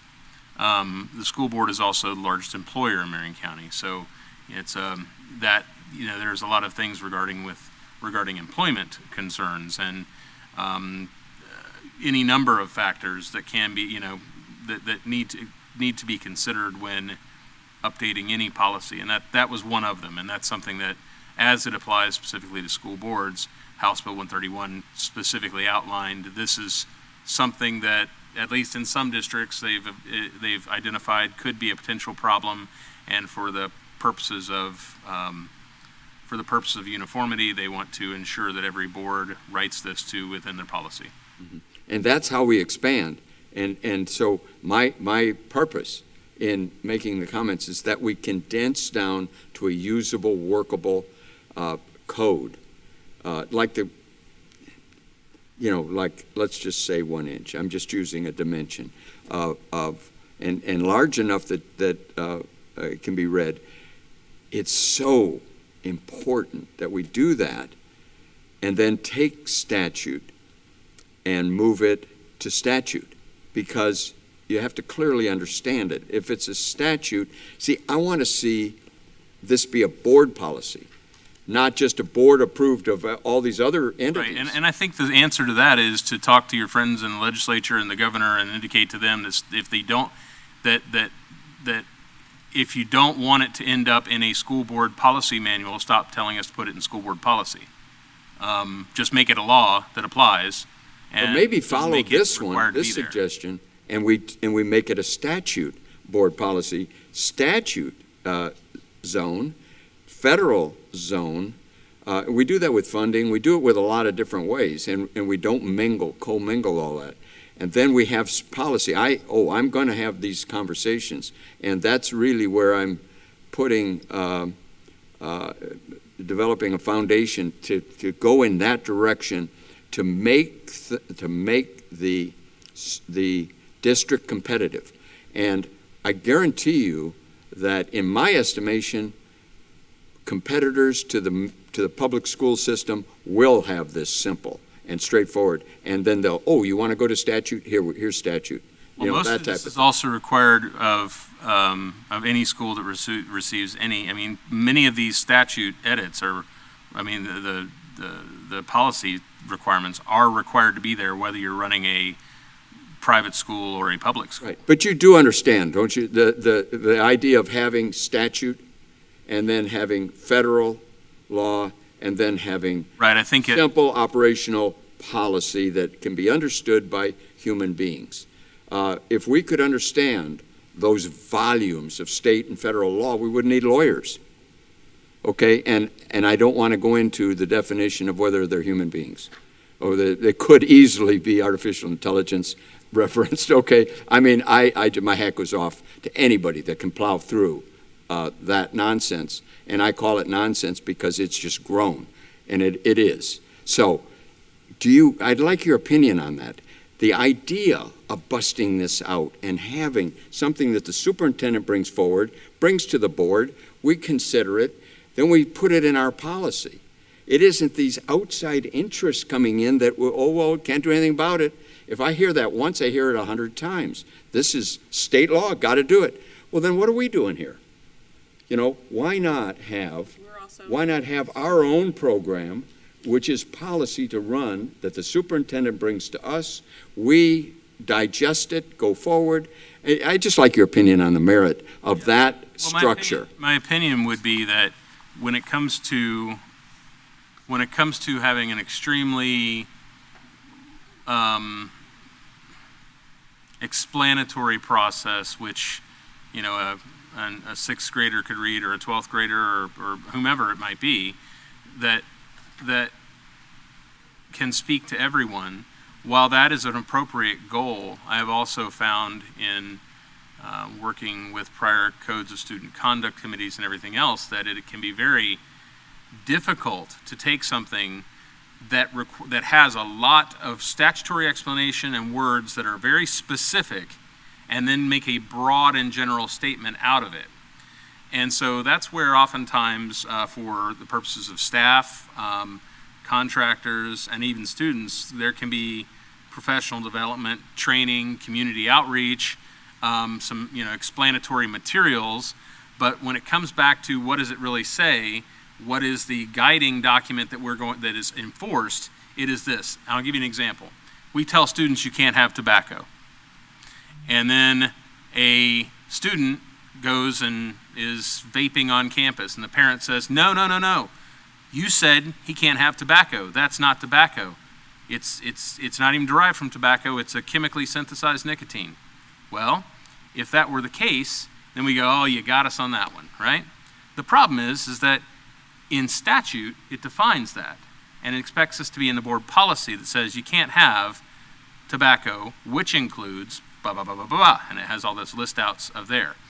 Now, so there's different levels of education that we are looking for: community engagement, professional development and training, so that our staff know what these are, and all those are within the purview of the school district. When it comes to what the exact language and detail of statute is and what's going to be enforced, again, it's our policy, and next step is, 20 leather-bound volumes of Florida statute, plus God knows how many of administrative code and federal law as well. So we are somewhat of a bulwark between the two. But that's my opinion on what we do. Now, as far as breaking it out, I think you create first of all, everything is required to be in board policy. And so if we have what is board policy is not supplement A of federal, and here's what supplement B, this is what the state has to say about it, and supplement C, this is what the board's particular take on it is. We conglomerate those together so that we're able to say, here is the guiding document. There's only one-stop shopping when you need to go to exactly what it is that the board requires or doesn't require, and whatever it's based on. So an individual, and I'm actually very happy with the way that we have set up here in making sure that our policies are, as close as we can, have them, an explanation of what the actual details are.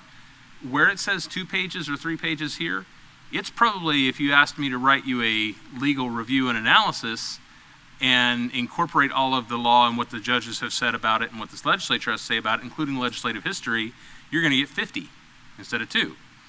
So this boils it down about as far as it can be distilled. I mean, we're at the 100 proof stage here, So when it comes to trying to get it further distilled, it's kind of difficult without leaving information out that needs to be considered, though that's been a goal of mine, and I know of the superintendents and the boards, in addressing these issues. Cut out language that doesn't really seem to mean anything, is clunky, doesn't work. Keep it as close to what the law requires as possible. But unfortunately, it doesn't also give us a whole lot of room within policy for secondary explanation back to everyone about the whys and the here's what we think this means, because that's all then a bit more subjective. This is objective, because this is what the policy is, and the why is listed at the top of every single policy. And if you want further research on it, you can go back and click right there and Google the individual statute, and it'll tell you more about that. And frankly, you can also Google that individual statute further and find just everyday, news articles or commentators or people talking about that particular statute and how it works. Mm-hmm. So that gives you a full breadth of discussion. Yeah, that helps. That helps to do the legal side of it. What I think we need to do is have, like you use smoking. Smoking has become, we just did a month, I think it was a month, maybe it was a week, but I think it was a month, of what I consider to be political, I think it's a new term, wokeness or something, about the problems associated, like you said, wait, that's vaping, wait, this is this, and we drill down on it. If you run in a school and you say no smoking here, that's the policy, no smoking, most people would get it. This isn't a trap where we're trying to trap people, and I think that is how we get into a horrible 6-inch tall, undigestible document, because now suddenly it gets big enough where no one has any responsibility in it. The document it's like something out of 1984, It's like bizarre. It comes down from Big Brother. It's not even understandable. Where tobacco, okay, no smoking. As soon as a child leaves, they're out in society, they're smoking, there's this, there's that. When they come on campus, we say no smoking. It's that simple. We don't have to go down. I think we did it with the vaping down onto a molecular structure. I get it, the hydrogen, the oxygen, what's involved, the carbon in that molecule, what it's defined as in a clinical sense. But that isn't what we're trying to, that's not what my purpose would be in trying to set a policy for a school district, because I want to move ahead with success. Real clear understanding. Hey, no smoking. Did you not get that? You want to go see the principal? Go see the principal. That's fine. We can run it on up the ladder if it goes to the superintendent. That's fine. Take it all the way up to the board if that's the case. But we don't need to become a clinical lab. We don't need to make it so obtuse that you can't ever get to an answer without legal, and then it takes legal a week to figure it out. I'm hoping I'm making that point. I just want it simple. Well, actually, you're making a very Not good point, because specifically also when you say no smoking, the first thing, and maybe it's lawyers thinking to me, but first thing that comes to mind is, what do you do when a child brings chewing tobacco? What do you do when someone else brings snuff? Say no chewing, no smoking. I don't So care. you're adding, right? Just say it. You're Just expanding. say it. Well, just say it. And now we've just got a rule. Otherwise, we're trying to cover all. We're trying to make it safe for the district not to be sued, or to trap people in some philosophic range, if you will. And I don't think this is about trying to keep the district from being sued. It's meeting the legal requirements that we need in order to have in our policy that guide us as to how we go about doing things. Not No just chewing, no smoking. right. And when you said on school campus, my vaping. first thought is, you know what? I've actually had to have a long analysis of what that actually means, because school board property, is that all school board property? Does that also include Booster Stadium out there where people come out and play golf? And does it also, does it include? That's how you get to 6 inches thick. Yeah. You know, I mean, there's a don't whole go lot there. of other stuff in Let's there. have the superintendent can explain that. We say no smoking, we mean no smoking. Have whatever your political views are on smoking, but when you come on campus, no smoking. That's the way it is. And what if you believe that means no smoking? Then but fine, you Campbell deal with believes that. it means- Run them over to the lawyer. Run them over to the lawyer. Get into a legal battle with them. But I want to run this thing in my district, I want to run it for the students, for the faculty. So the faculty can go over there and say, look, it says right there, no smoking. Thank you, ma'am. If you have a problem, go see the superintendent. No smoking. And it also says, B, no chewing of tobacco and no carrying on tobacco products. Now, if you want to bust it down, I don't know, we'll take that to a chemist. You take that over to the superintendent, she'll figure it out. That's beyond my purview, but it's no tobacco products. I'm the principal. That's the way it is. Case closed. Done. That 1/1000s, a marching of nines going way out in some abstract possibility is what is killing us, I think. It's what's making it a courtroom, and this is not a courtroom. We're trying to do education, and then we could get to multiplication tables. Then we could get to doing things actually what we do. And I believe that level of cleanliness, I may be rushing a little bit here because I'm seeing it as enormous. And I don't want to be arbitrary and say crushing, but I say crushing or shredding or get rid of this. Just stop it. And yes, go to the legislature and let them know. I'll flip that thing open and say, you tell me what that says. None of them could. None of them. Well, since they wrote most of it, I would hope you're wrong. Well, the lawyers wrote most of it, let's just say. They voted it in. So. They voted it in, and I voted it in earlier, but I didn't understand the implications of how arbitrary and absolutely non-human, understandable the nature of this was.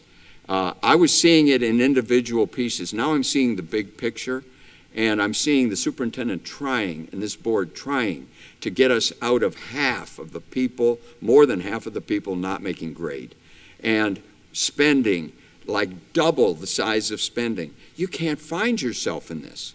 You can't find it's of no value in finding your way. I would like to see it, the board set it up so that you could find your way. And it didn't define everything down to a molecular basis. Well, wait a minute, how about the makeup of the atom? What about the quarks? How about the bosons? What's going on here? Have we not covered? What if we had a nuclear physicist come in and challenge this? Oh, well, we can have a whole section on that. Well, and to get us back on track now with, do we have any other from the 1000s that we wish to discuss further? We do have, as to 1180, I just want to back up here. That's that first paragraph there. That first paragraph at the very top that was, I had Terry look up some research on the etiology of that language. That was an old Marion policy, okay? So that's the reason that was there, is because they were trying to put together what it meant with the requirement that we keep records. What does that actually mean? Well, actually, as required by law, it's a lot more by referencing the statute here, and under administrators shall keep all records and reports as required by, and anything else, that cleans it up considerably. And the discussion of withholding salary warrants and all that, if that's something that the district does or wishes to do, that's probably best in another policy. But this gets back to what it is that they were trying to say, that it didn't necessarily take into account what the specifics of the law are. So Gotcha. that's why that was there. Thank you, Attorney. And it does then it takes this, where you see the bottom where it says Neola and slashed out Marion. That means that although we now own all these policies, that copyright phrase there is a quick shorthand for us to be able to say that this is not a policy that we have just gone out on our own with. This is one that they also have reviewed and determined meets everything legally. Now, we certainly have policies that we've chosen to go above and beyond, or to not adopt sections of. And if that's the case, you'll always know, because Marion is listed in the copyright code there to indicate, now, although all these policies are ours, it was one that was district written, as opposed to one that started as a Neola template and was crafted to meet our individual needs. So that's the case with that particular one. I've made notes from our discussions today so far. What I would propose from here is that we have literally, after having we had a total of, the number of updates was, there was 13 updates since we began this process. And some of those updates involved some policies and some involved other policies. So going back, I think in the email that I sent you, I outlined what those were. You could be able to tell. It's 19.1, 19.2, 19.3, those. And we never would have gotten finished in coming back each time, restarting the process, reinserting this. It was hard enough trying to figure out exactly what we've already addressed and what we haven't. So what I would suggest that we do from here is, these were just completed. We literally just managed to correlate all of these updates together and get them in there. I'm confident with what's here, except for, obviously, there's going to be things that we have multiple eyes that we need to look at and make sure that if there's anything that we didn't catch, or anything that that the board wants to alter or change, that we are able to do that. For our second, and then when we do our final session with public hearing, we will have additional staff input coming in. We've already gotten several staff that had made some of the updates that I addressed with you today, and some that are in the 2000s and 3000s ranges.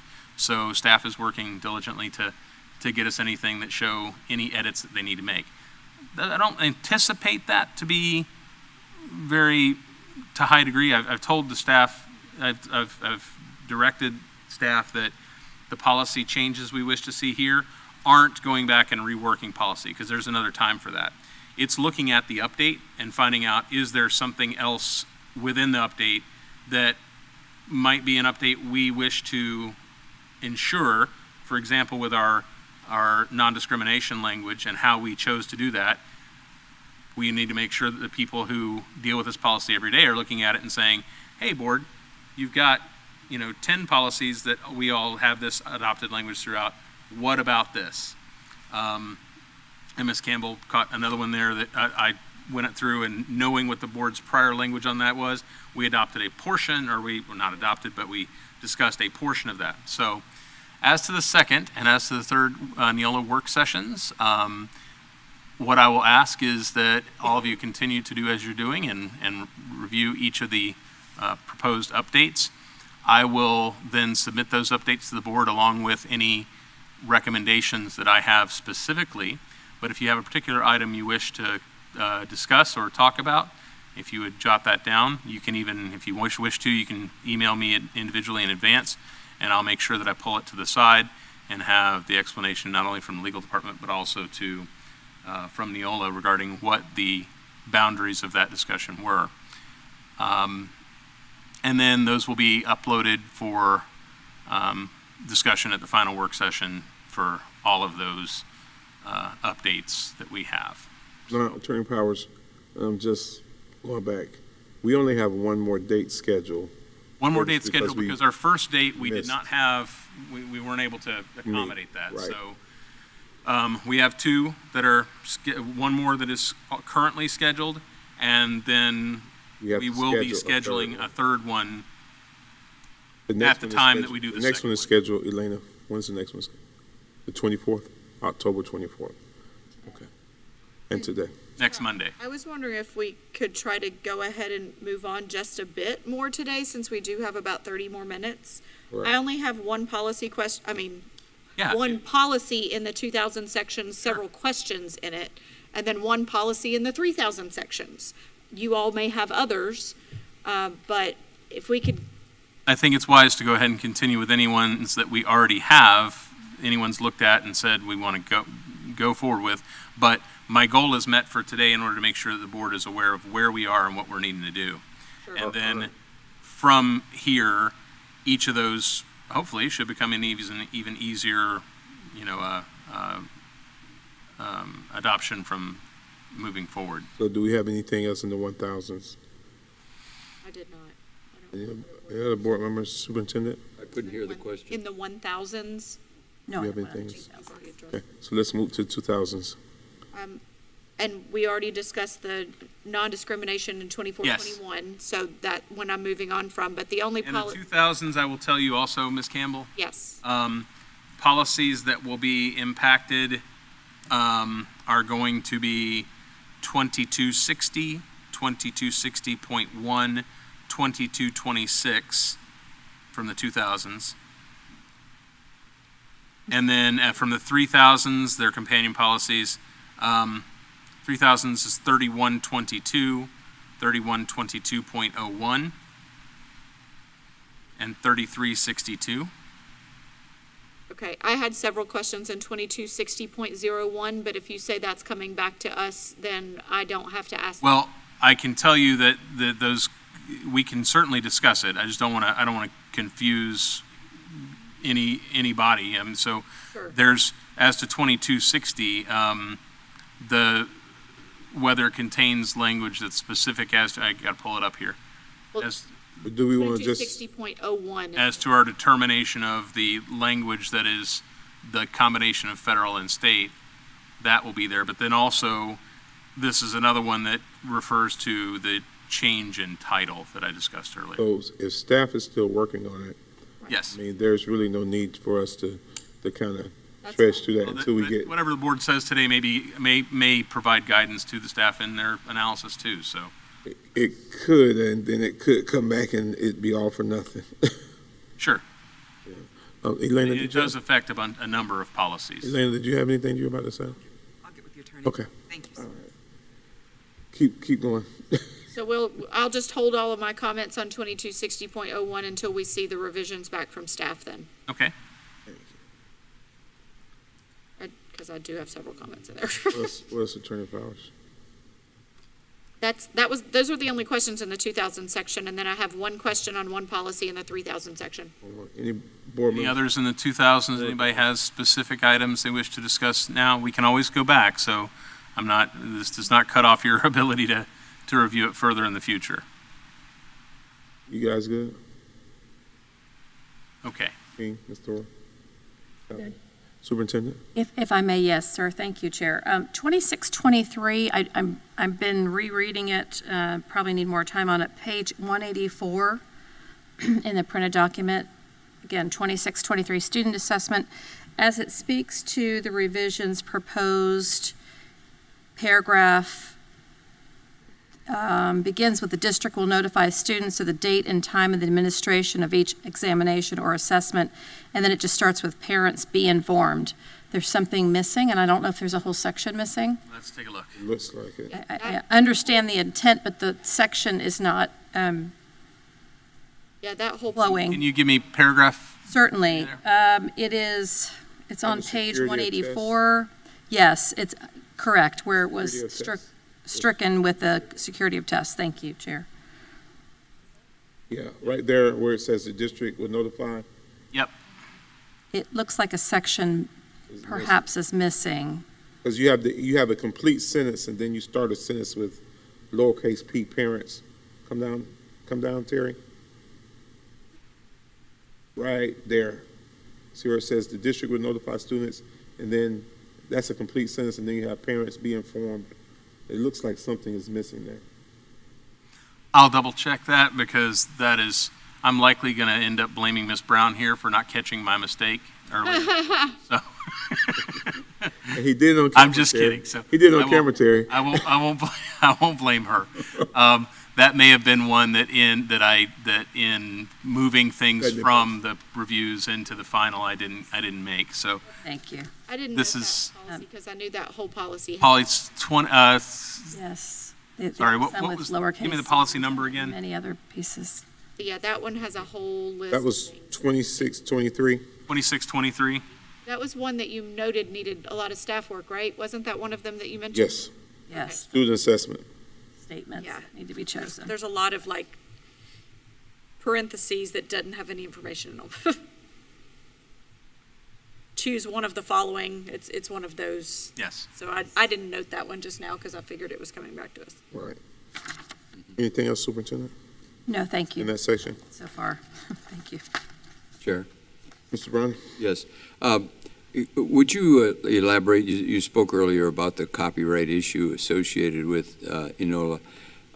Would you elaborate on the ramifications of copyright in our policy, because it becomes public record, in whatever fashion it comes out, if it follows this federal, state, local? What would, because these are obviously copied, used, renditions, part of editorials, everything, and not, I wouldn't think that a public record like that, we would want to have copyrights. Well, I'm sorry, Mr. Browning. I think, Attorney, you were saying you copied this from our own policy, or cut it from our own stuff, not someone else's stuff.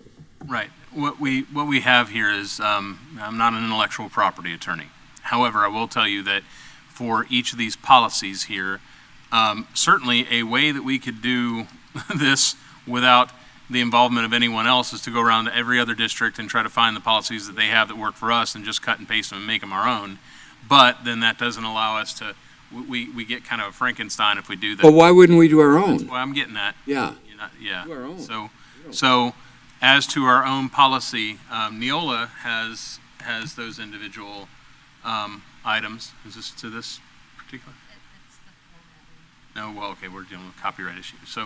So we are, now a copyright that we place on something we've written, if it is public record, that doesn't allow necessarily the use be commercial afterwards. So we would, to whatever degree the copyright is needed or necessary or required, someone would have to have our permission in order to, utilize it for sale or something like that if we developed a policy.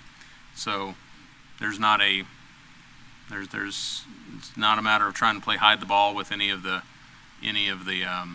information that they can't be publicly accessed, because it is publicly accessed. Yeah. But what we've got there is that Neola's particular items, the only comment that I was making is that as to sort of a cheat code, if you go down to the bottom of the policy, you can see whether this is one that Neola has reviewed and they've just accepted. Now, it might not be Neola's template, but our discussions back and forth of, does this absolutely maintain compliance with state statute, that tells you right there. And that they will defend us if we were to have a dispute with someone over whether or not that is a proper statement of state law. Where it says Marion, it may be an area simply that Neola does not have a template policy on. We've created this policy. This is one that there may not be a federal law that we have identified or a state law that we've identified that requires us to have it in statute, and so other districts may not have done so. However, we have chosen to do so, and if that's the case, you'll see Marion and the year at the bottom. The main purpose is so that we can track the year that this policy was last looked at and updated, so that we're bringing ourselves literally out of the 80s and 90s with some of our old policies all into the 2020s, so that we don't look back suddenly and find some policy that the way that we've done things is in keeping with the way that things were done in 1982, or 1994. Well, I would just like to say that anything we do is not a copyright in my estimation. Anything we adopt and we pay somebody for, we must digest it. We must put forward, if we need to identify it for those reasons you just said, like it was last changed in 1984, then we can say that by statement without the implication, because the average person seeing copyrighted slips over into a situation where you can't do that. That's copyrighted. And of course, you no longer have to file a copyright. You only have to author. I would recommend to yourself and all board members just not to give broad public advice on copyright law to the public, and I'm not going to give copyright advice to the board on this particular issue because I don't think it's necessary or is an issue that we need to consider. Right, and if we don't say it, that's opening the entirety of the subject. So if we don't say it, then we're good. Unless there's some issue. If there's some issue and we're not allowed to really utilize this for the purpose, which is public policy, then we shouldn't use it. That would be follow a logical syllogism in my estimation. It's just that simple. This belongs to the people. It does not belong to anyone else. If we buy it from somebody, it has to be on the basis that we digest it and use it. That's just good policy there. And anybody puts a copyright on something that I put out for the general public, I'm sorry, this board member could not support that. Understood. Thank you. Anything else in 2000s? Attorney Powers? And this is as to policy. The one that they were concerned about not following, it starts at the Here. And I have Ms. Brown address you specifically. So on, I think it's 2623, the board shall require the following, and this is a Neola glitch, so I've asked them to format it correctly. This should be 1, 2, 3, 4. Oh. So they follow it. Yes, and that's as a result. We noted this, if you remember, during our prior round of our Neola updates, that there is, and this is one of those things like occasionally occurs with board docs as well. If we go in and we put in an A, B, C, D, and E in front of these, there is something that doesn't play nice with the formatting software, and so it'll let us type it in, and when you save it, it just reverts it. So it doesn't allow us to put in subheadings because they didn't, I guess, want the subheadings all to be getting confused or have tree subheadings down there. So we will have Neola insert the proper headings, and this is a result of, I'm sure that as I was doing this, I put in the proper headings the first time, and it got reverted. So Thank you. And that whole policy's coming back to us anyway. Yes. So let's move to 3000s. Instructional staff. So for advanced planning, does anybody have anything in the 3000s already that you would like to bring out, discuss, or So again, we will have another opportunity in our future work sessions? policy 3121 looks like it will be coming back to us. That is page 200, 201 in the book and 207 in the PDF document. 3121? Yes, it has some choices that need to be made in it. That's 3121.01? Sorry. Yes. Yes. Okay. Like, this was easier whenever I was flipping. It's in that 1, 2, 3, 4, Where it is found that an If- individual who's right. employed, Up some.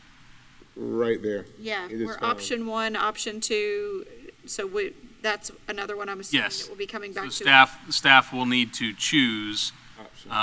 an option from these. Right, so that one will be coming back to us and we'll just note it. Yes. My only other question, let me find it.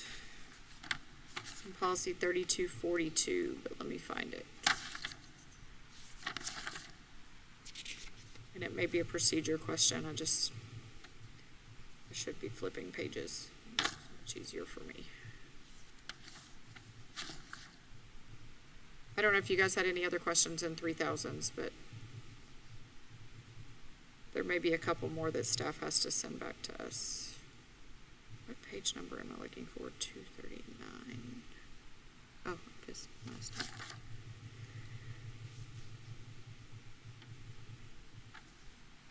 Okay, yes, and this probably is just a question for the superintendent. This is on the actual flipping of the book, page 232. It's page 239 in the PDF. In the section under it's policy 3242. This is professional development, and it lists professional development system. The second paragraph now includes the framework for standards adopted by Learning Forward, and I just had not heard Learning Forward before. Is that the new, some kind of DOE something? I think it's woke terminology. Thank you, Vice Chair Campbell. Yes, I'm familiar with Learning Forward. As to whether it is in statute 1001.42, I'm not certain, but yes, familiar with it, and it is supported by the DOE. I just don't know if they have spelled out in language yet Learning Forward. Okay, that just stuck out to me because it Yes. seems like we have to follow framework adopted by Learning Forward, and I don't know that we've identified Learning Forward anywhere else in our policies, and so there might need to be additional language that, or at least a reference of some kind that can point back to how you find Learning Forward. Yeah, it appears that it replaces the old standards, and so I would imagine that it is, but I am very familiar with it, yes. Okay. That was my only other question in the 3000s, other than the ones I'm assuming might be coming back to us that have questions in them. And the notes from Neola as to this edit are that revisions to these policies incorporate amendments to Florida Administrative Code Rule 6A-5.071. In November of 2018, the Florida DOE amended the rule to rename Master In-Service Plan to Professional Learning Catalog. Other amendments to the rule address the concept of catalogs, review, approval processes, and data maintenance and reporting, and this is apparently the language that is used by them. Policy 4242, which is a companion policy, was also revised to remove references to teachers as opposed to staff members. The policy pertains to staff members, so teachers should not have been included in the policy.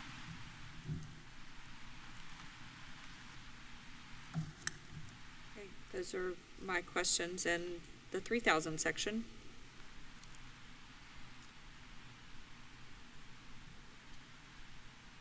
I do have a question in the 4000s.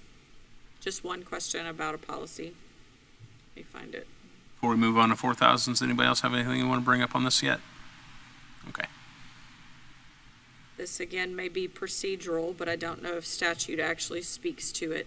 Policy 4121.01, page 264 of our PDF, and page 256, 257 of the book.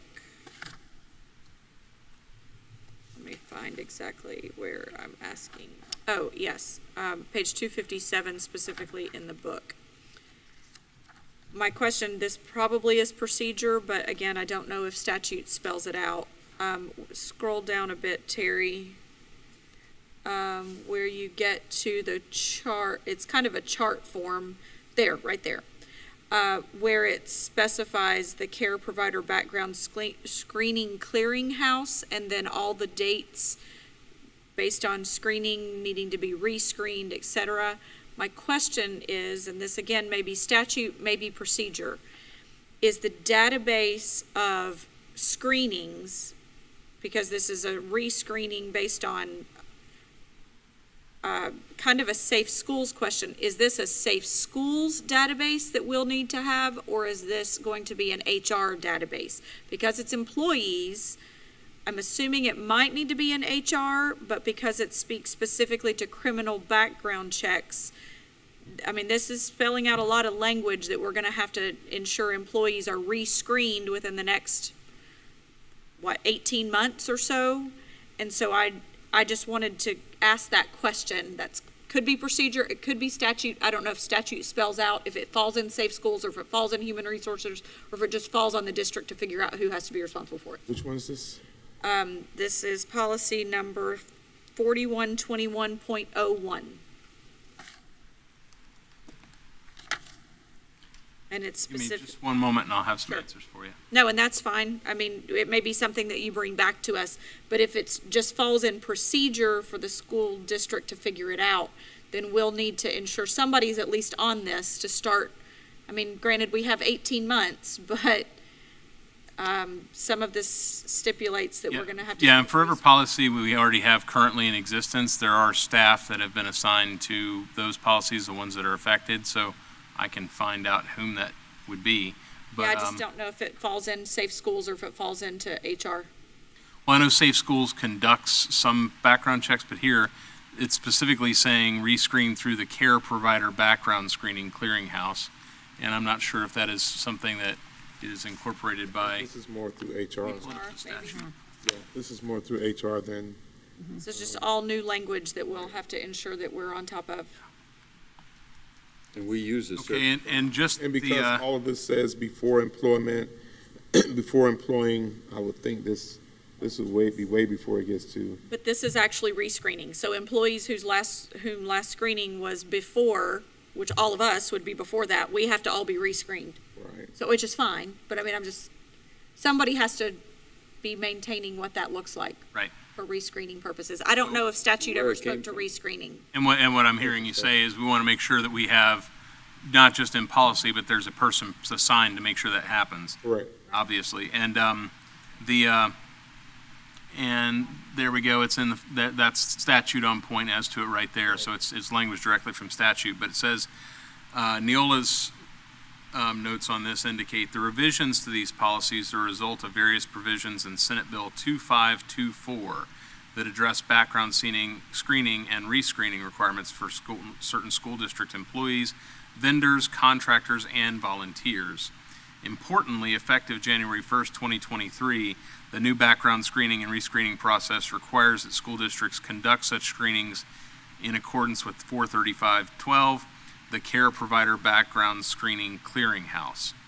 The clearinghouse, which is maintained by the Agency for Healthcare Administration, is a secure web-based system which allows the results of criminal history checks provided to ensure agencies to be shared among other agencies when a person has applied to volunteer, be employed, be licensed, or enter into a contract that requires a state and national fingerprint-based criminal history check.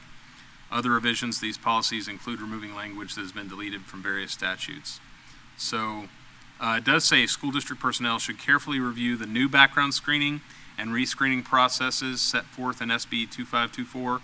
The policy templates referenced herein have been updated to incorporate the new screening requirements. Neola is also working to revise administrative procedures addressing the new background screening and rescreening processes. So The clearinghouse provides a central database for a number of different agencies that would all report to a central clearinghouse that's anytime a fingerprint or background screening is required, so that it's not just if someone has a negative incident or a clear history, that will be noted overall, so that in future reports it is maintained. And just like the FBI or anybody else does with their databases, I hate to bring government into it, but the fact is that it's making sure that every resource out there to ensure that someone is licensed and able and is not prohibited from dealing with our students is caught. Sure. This could be This is going to be very costly. a big one. From what I understand, now I'll check into exactly that and have more answers for you. But from what I understand, the clearinghouse is actually a fairly straightforward. It's literally like when you go to get a traffic ticket and the cop walks back to his car and runs to find out what your history is. That can be a relatively instantaneous thing. So Now- I'm thinking, Attorney Powers, and you're familiar with this. I'm thinking this kind of has something to do with like David, where we already have access. Well, as a school district, I don't know if you guys know this, Superintendent, because our Safe Schools Department has that law enforcement agency designation. I think we already have the ability to do those background checks, where we would not have to outsource that to a company to do those. I know there's a company that does it for initial employment screening, but this is something that's continuous, because I'm looking at it and it's FDLE compliant, FBI compliant, confidential stuff. So we may already have. I don't know if Dennis, if his department. Well, thank you, Chair. And if you recall, we instituted that with our volunteers too recently. Right. So we're already in the process of doing that. So So do the volunteers run through Safe Schools, or? yes. So the That Safe was going to be Schools. the Correct. question on this. Is this Okay. going to run through schools or run through HR? And so that was. Well, I think it involves both, Okay. but we already do that. Yes. So we already have that ability.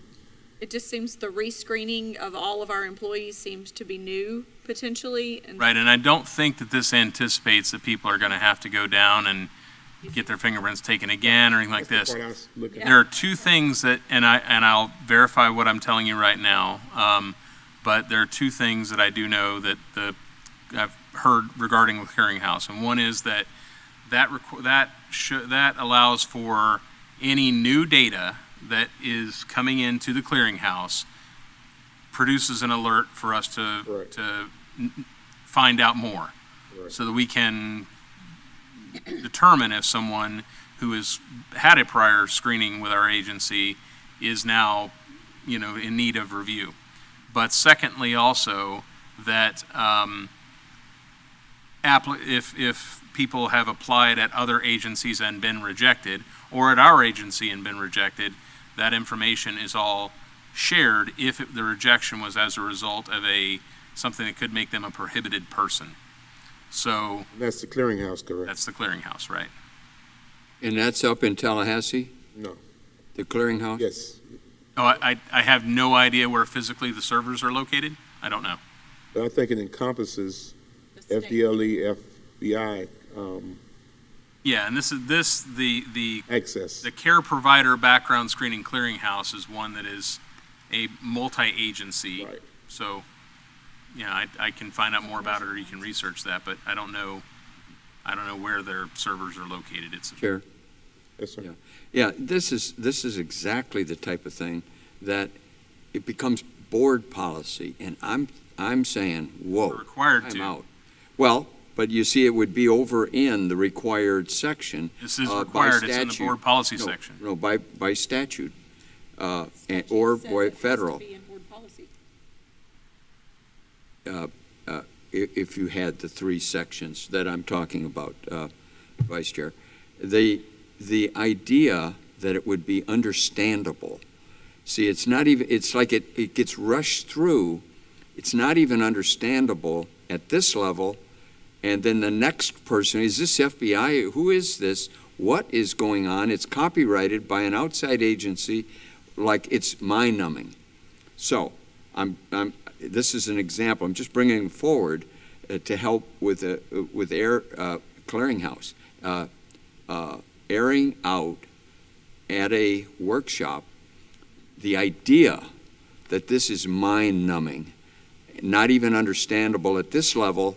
In initial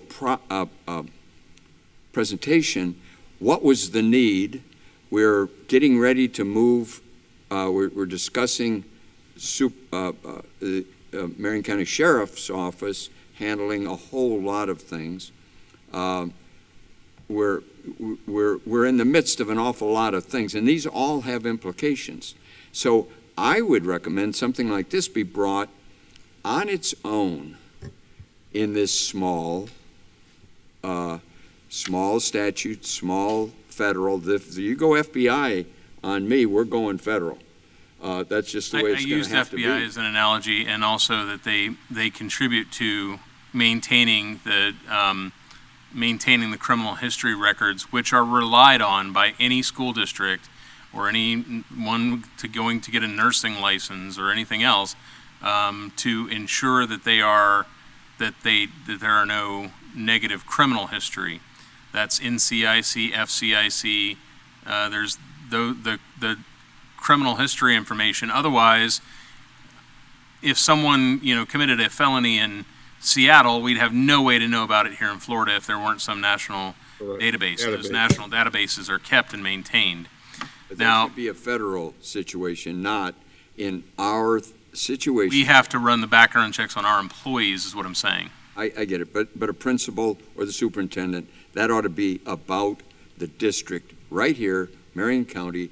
But then we go out beyond that because we are part of America. We are one of the states. We have states' rights in Article 10. I get it. We have these various stages. But I want to see this thing be simple and understandable on a superintendent level, so she knows what we're talking about, or he or she, on a board level, so we know what we're talking about, and not have it protect everybody legally from not being updated. Well, what's updated? Talk about 1984. How predictable. It's ensuring, to answer your question, it's ensuring that we are doing what the law tells us we have to do by policy. Right. And changes in law during legislative sessions significantly modified background screening for many service providers regulated by a variety of state agencies, including healthcare workers provided licensing by the Agency for Healthcare Administration under Chapter 408. So House Bill 943 created a care provider background screening clearinghouse. The purposes of the clearinghouse is to provide a single data source for background screening results of persons required to be screened by law for employment provisions in positions that provide services to children, the elderly, and disabled adults. The clearinghouse shall allow the results of criminal history checks to be shared among specified agencies when a person has applied to volunteer, be employed, be licensed, or enter into a contract that requires a state and national fingerprint-based criminal history check, and that's under 435.12 Florida statute. So as closely as we can narrow this down here, we've essentially made sure that it's in board policy that we will be complying with House Bill 943, which indicates that all employees must be rescreened based on those dates at those times. We broke them into paragraphs so they're more easily, understandable. Just go back to if you would. So that's the insertions right there. It's saying we as a district will comply by rescreening employees through the care provider background screening clearinghouse, and that's the schedules how. So nobody has any questions about, well, did I or didn't I, or when was I required to, or was I required to? It's outlined and it's even noted with the statute as to what it is that we particularly why we're required to do it. If you can scan back up the top for me there. And I'd like more opinion on that the interpretation of that statute. And I don't know there's much to interpret. I'm just saying. That's how these things creep in to a board policy that is supposed to be on how we operate. Well, I guess maybe they wanted this, or I guess maybe it's FBI, or I guess maybe, and then the next thing you know, oh, well, Neola thought it up. They're from, I don't know, where are they? Cincinnati? I'll clarify. No, I need to clarify. This is not, Neola did not think this up. It's not a NOLA. Neola did not think this up. The FBI did not think this up. This is a clearinghouse that is required by Florida statute.